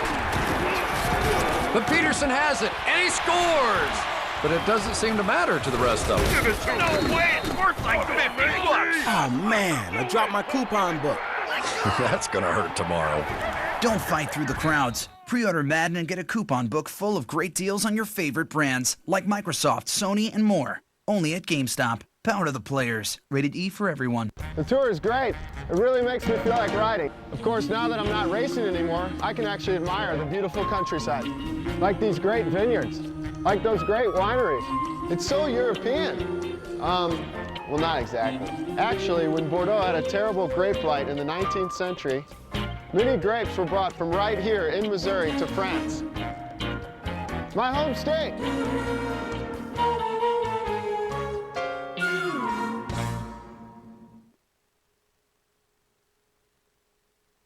Look down over the town of Saint-Étienne just in time to see the finishing sprint here. This is the race for third place. Remember, it's been a long time since the other two finished. And Christophe Lemavelle is leading out Romain Ferrier. Astelosa's try, but he's now been put into third place. This is a good sprint by Christophe Lemavelle for Crédit Agricole. But I told you that Romain Ferrier can sprint, and this is it. As he races towards the line, he's hit the front at the right time. That's how you finish a sprint. Third place for the young Frenchman, and fifth place for Lemavelle. Six will be for Astelosa. That's the order over the line. This is another look at the winning sprint here. And that was a clear win in the end. And I must say, Carlos Brito was terribly annoyed. But there's no chance, really. He never would take on this man in a sprint. 5 stage wins for the American team of Colombia in this year's Tour de France. That one's a bonus, believe me. This is the chase group, which was the battle for the white jersey. This was the internal battle which took place. 65 trying to get that white jersey off number 16's shoulders. Kreuziger put in a brave attack here. He only needed about 13 seconds, I think it was, but he's not going to get them now because Andy Schleck was alert and read the move. Well, he actually needed a bit more than that. He needed almost 2 minutes to pull himself up to Andy Schleck in the race for the white jersey competition, but now they're racing for a little bit of glory. Leif Hoster just sitting on the back, and I've got a funny feeling that Leif Hoster may well just have a little go at this to get himself some personal glory on an individual stage of the Tour. 5 places have already disappeared from the prizes this afternoon as Andy Schleck leads them under the red kite, indicating 1 kilometre left to go to the finish. And quite interesting, Phil, because Schleck is 12th overall and Kreuziger is 13th overall at the start of the day. You're right, I didn't see the 2-minute mark there, so it was a good move and an alert action there by the white jersey. And it's shown that this man still got strength here after all of his work for brother Frank, and indeed in the end for Carlos Sastre. He still got into a little move that finishes for him ahead of the main field. Leif Hoster usually can pack a sprint, as they head up to the line. This will be the race then for 6th place today, in the white jersey of the best young rider of the Tour de France. Andy Schleck leads the 2nd best placed young rider, Roman Kreuziger, who won the Tour of Switzerland just before the Tour de France began. 2 strong young stars of the future heading home towards the finish today. Well, Cyril Dessel has already got himself a stage victory in the Tour. He'll try and lead home if he can, but Samy Dumoulin, in theory, in the red shorts of Team Cofidis, is the fastest finisher, but it's going to be Andy Schleck leading them to the line. So Andy Schleck comes, but watch out, Roman Kreuziger, Dumoulin forcing it through, a little bit of a kick. The man that won at Nantes in the first week of the Tour de France is sweeping up for the French today, and he gets home in 6th place. And here's the main field, and after all of that chase over the last few kilometres, it didn't really give very many people a great advantage. And across the road, it's the sprinters, Zabel, Hushoft and Oscar Freire. Freire got the sprint from Zabel and Hushoft on the line. So more points in the bag against his main rivals in the green jersey competition. That is going to be Oscar's in Paris for sure. All he has to do now is get through one more stage, and he's got an almost unassailable lead in that green jersey points competition, and no change at all in the top 10 in the overall classification, because they were all pretty much locked in that main field. There's the sprint that won the day. Veredo, well, he's a good climber, but he can't match this man in a sprint finish. This is the rider that was so helpful to Mark Cavendish, winning 4 stages. Now he's proved he can win them for himself. Well, they've got to be pretty happy, Phil, as sponsors Columbia Leisure Wear coming into the sport just before the start of this Tour de France and walking away with the yellow jersey for a few days, the green jersey for a few days, white 5 jersey stages as well now, and a white jersey too. Yeah, it's been a great Tour de France for them. Congratulations all round to Team Columbia there, as Marcus Berghout gets the victory today for Germany and for Team Columbia. 3 minutes 33. The bunch were in at 6 minutes 39. Well, we'll take a break very shortly. As we see now, the playing field here, Saint-Étienne have a very famous football team, by the way, and not playing today because the Tour de France is in town. Well, the field is in. Poor old Damiano Cunego isn't, but when we come back, we'll wrap it all up with the final results and the podiums. Team Columbia on top again.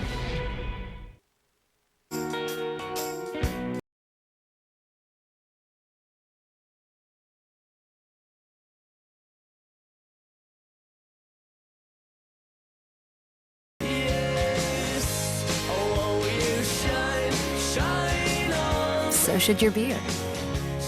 Michelob Ultra, with just 2.6 grams of carbs and 95 calories. It's not just a great tasting choice, it's a smart one. Live life to the ultra. Nivea for men body wash, huh? Dude, who uses a body wash to get clean? If the babes can't smell from here, I'm not interested.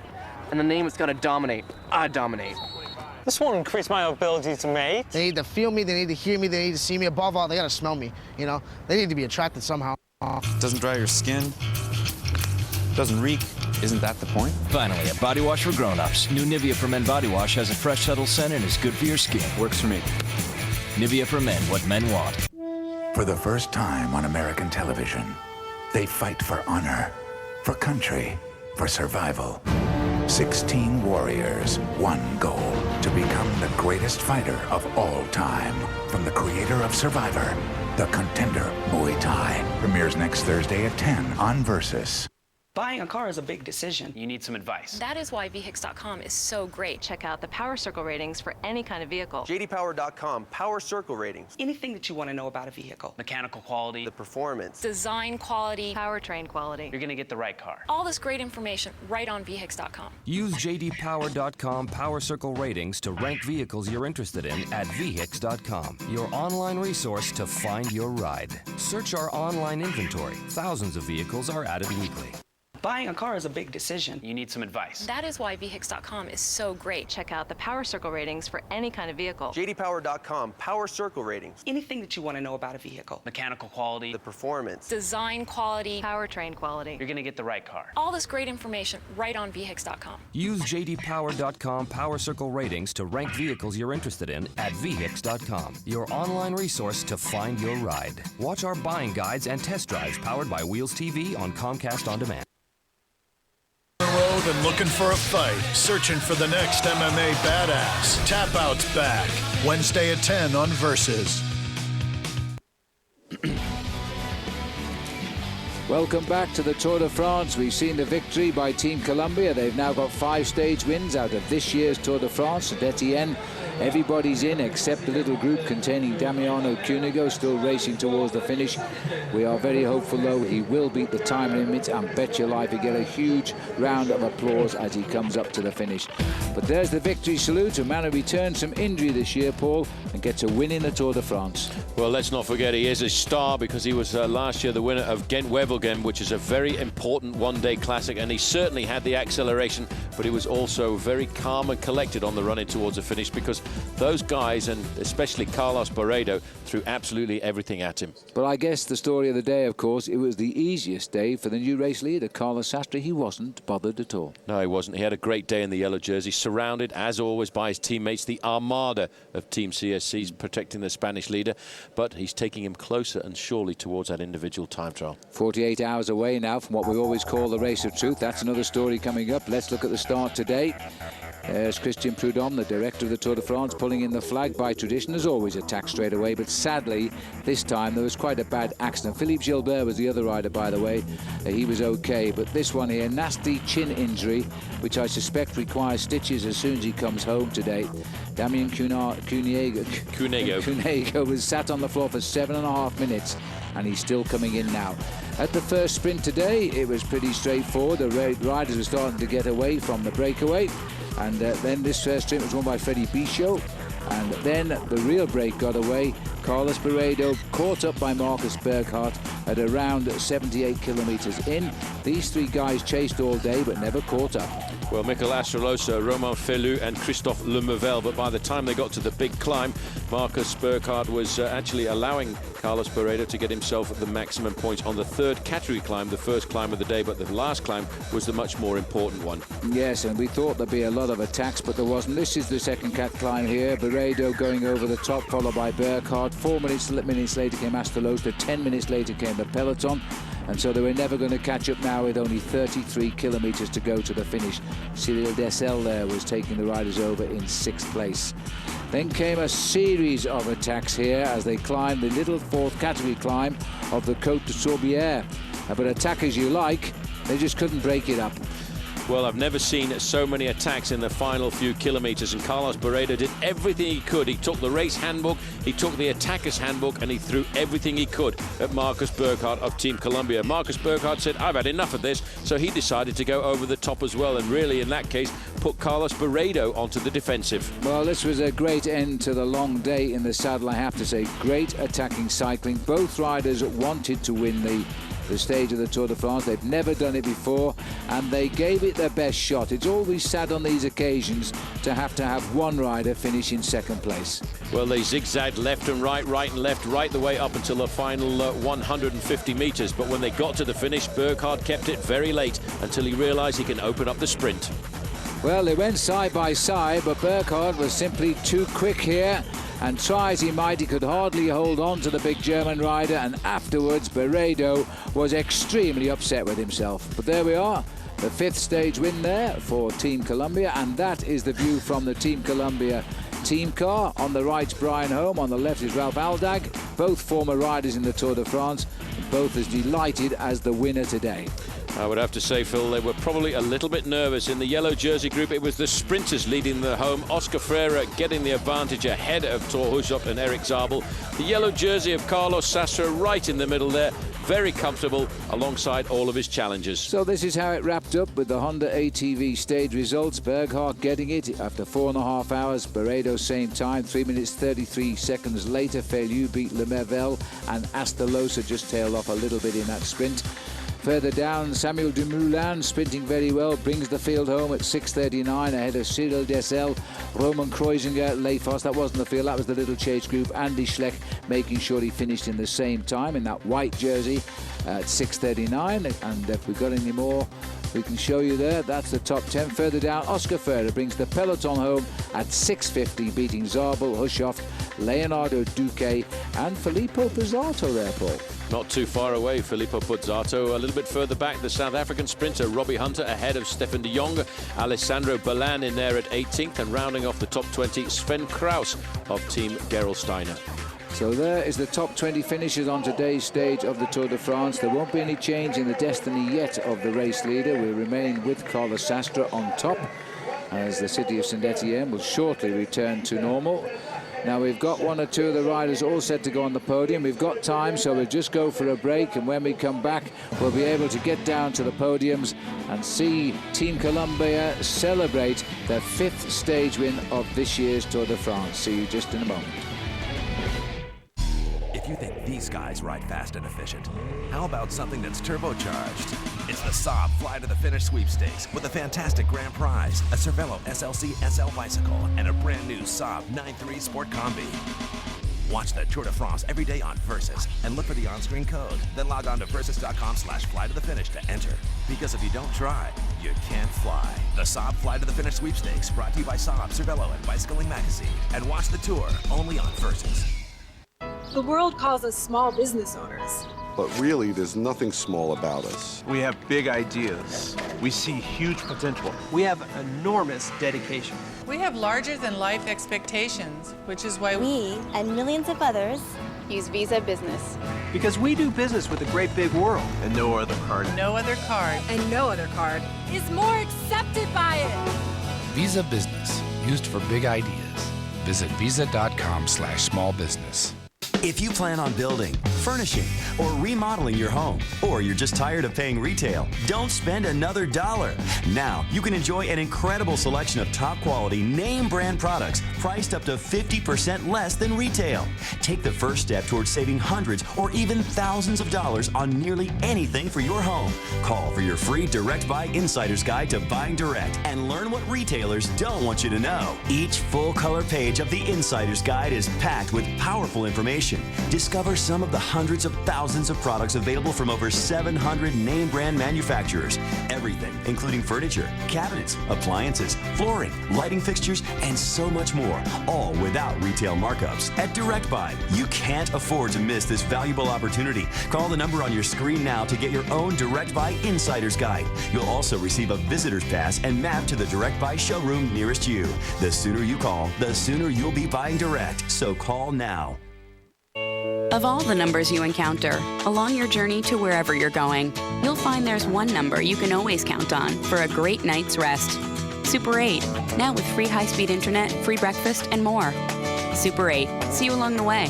Pushing yourself to the edge has never tasted so good. Try new Power Bar Energized Fruit Smoothie in 3 great flavors: creamy citrus, berry blast, and tangy tropical. Rich smoothie taste. Power Bar, power to push. Joey came up with some new bottle designs. Okay, this one says, I appreciate art. And this one says, you're an unselfish lover. And this one says... You're fired.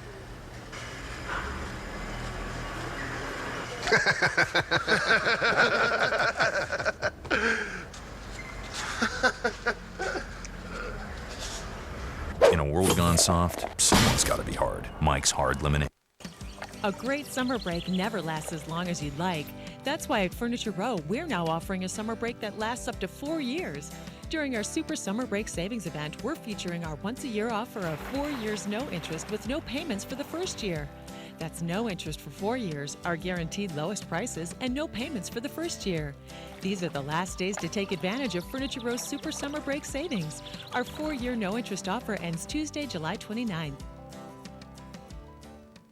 Got a car to sell? Go to vhix.com. Millions of people go to vhix.com looking for a car. I would never do a newspaper classified again. The best part is it's free. Absolutely free. All you do is you upload a picture. You put in a few facts about your car. Then someone searches for a used car like yours. Bingo, there's your car. Pops up in their search results. And it's free. How can you beat that? This is the best way to sell a car. List your used car for free and reach millions of car buyers at vhix.com, your online resource to find your ride.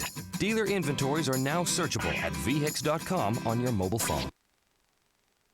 Welcome back, and you're just in time because look at this. The 4 teammates of Damiano Cunego bring him home, and Paul, that is superb.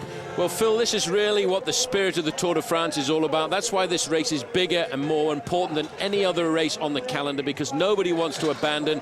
That man you can see there crashed at 28 kilometers. His teammates rallied him home. I just hope he can get himself now on his way up to Paris. And you know what? He's just over 20 minutes behind. He has ridden the whole stage with his 4 teammates at the same speed as the peloton today.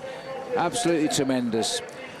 All right, let's remind ourselves then as to the ExxonMobil ride of the day. And, of course, it is, in the end, the ride of Marcus Burkhardt. It could have been the ride of Carlos Barredo.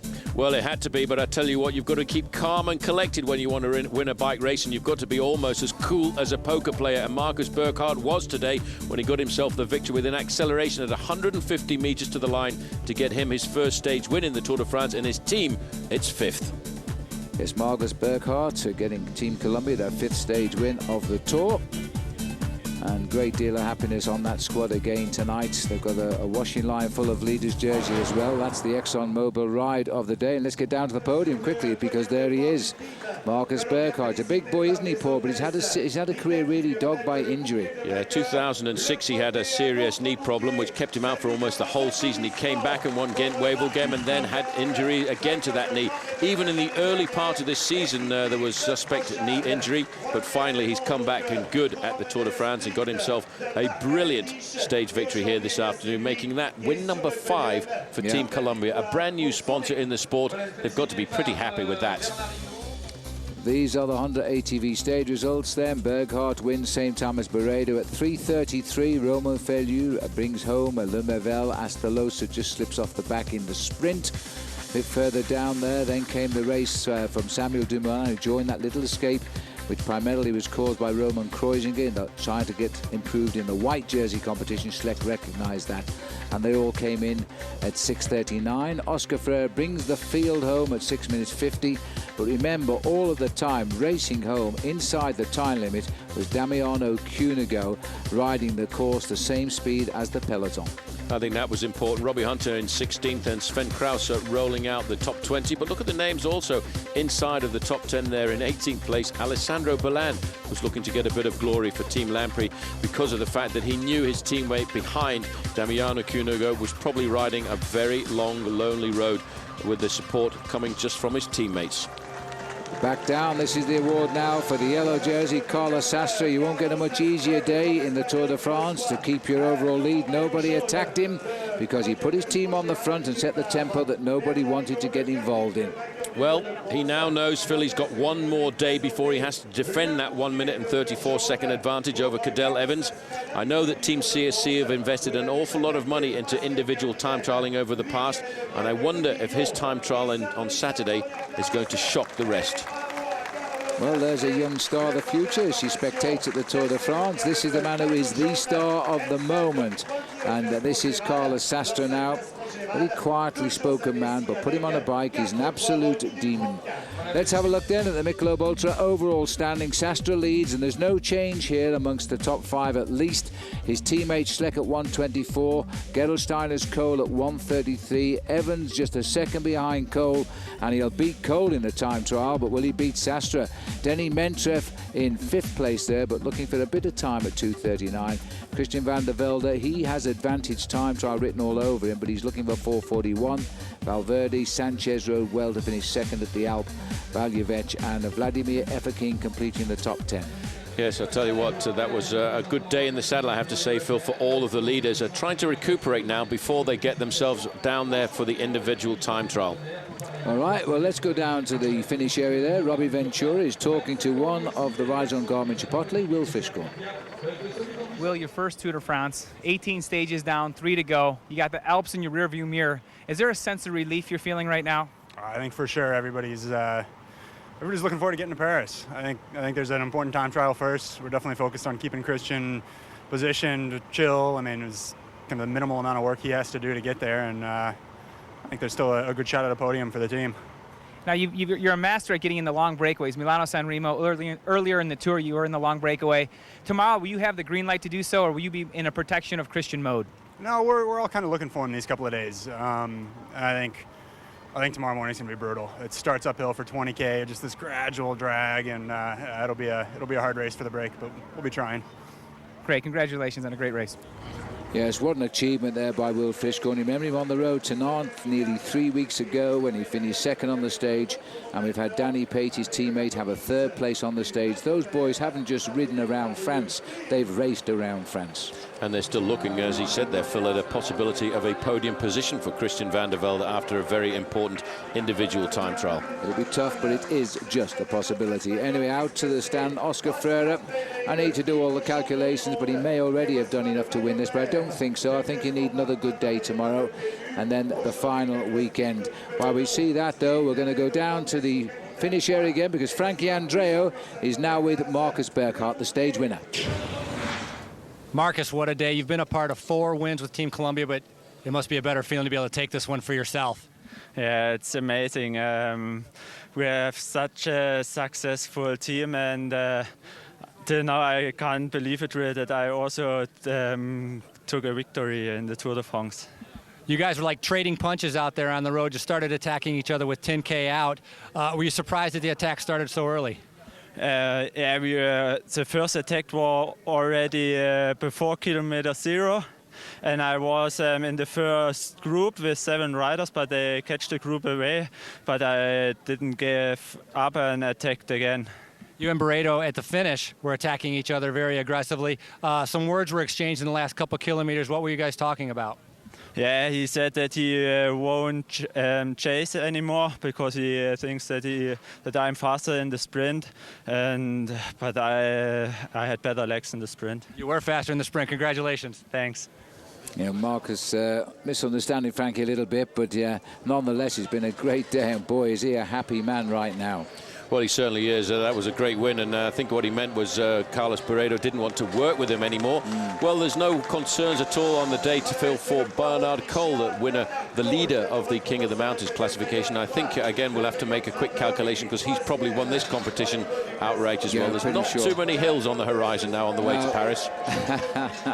Austria's never had a King of the Mountains. Spain's never had a green jersey winner. This is the way this Tour de France is.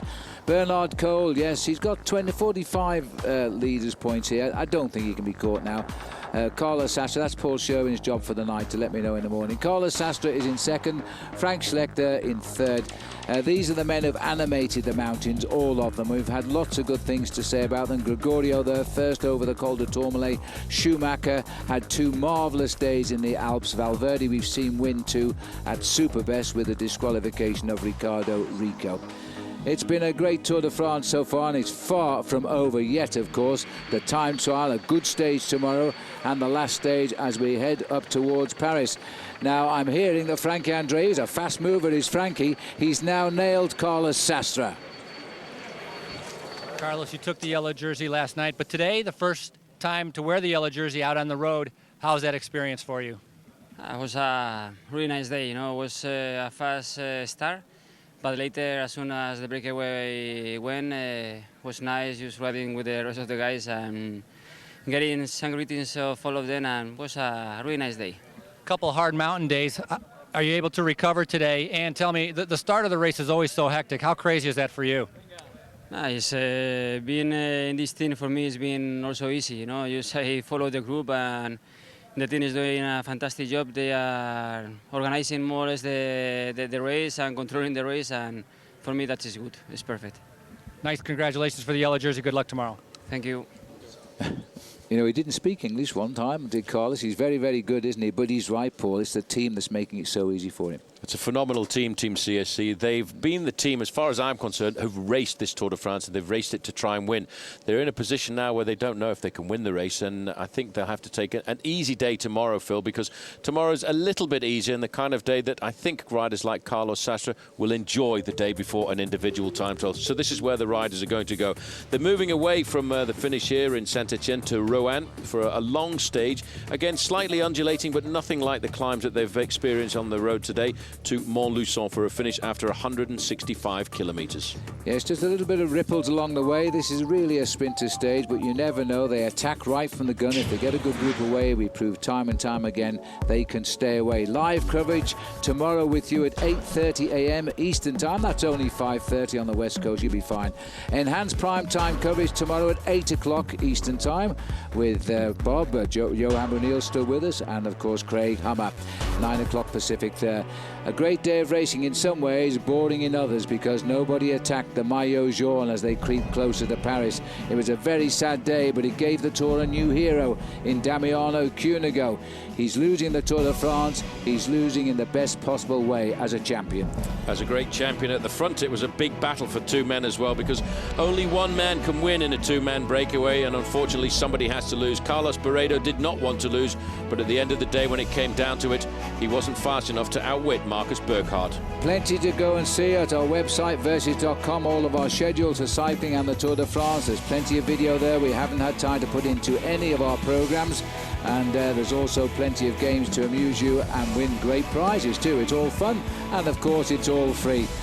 Well, it's a long Tour de France. We're all getting to Paris, but we'll be back again tomorrow. And until then, from France, goodbye.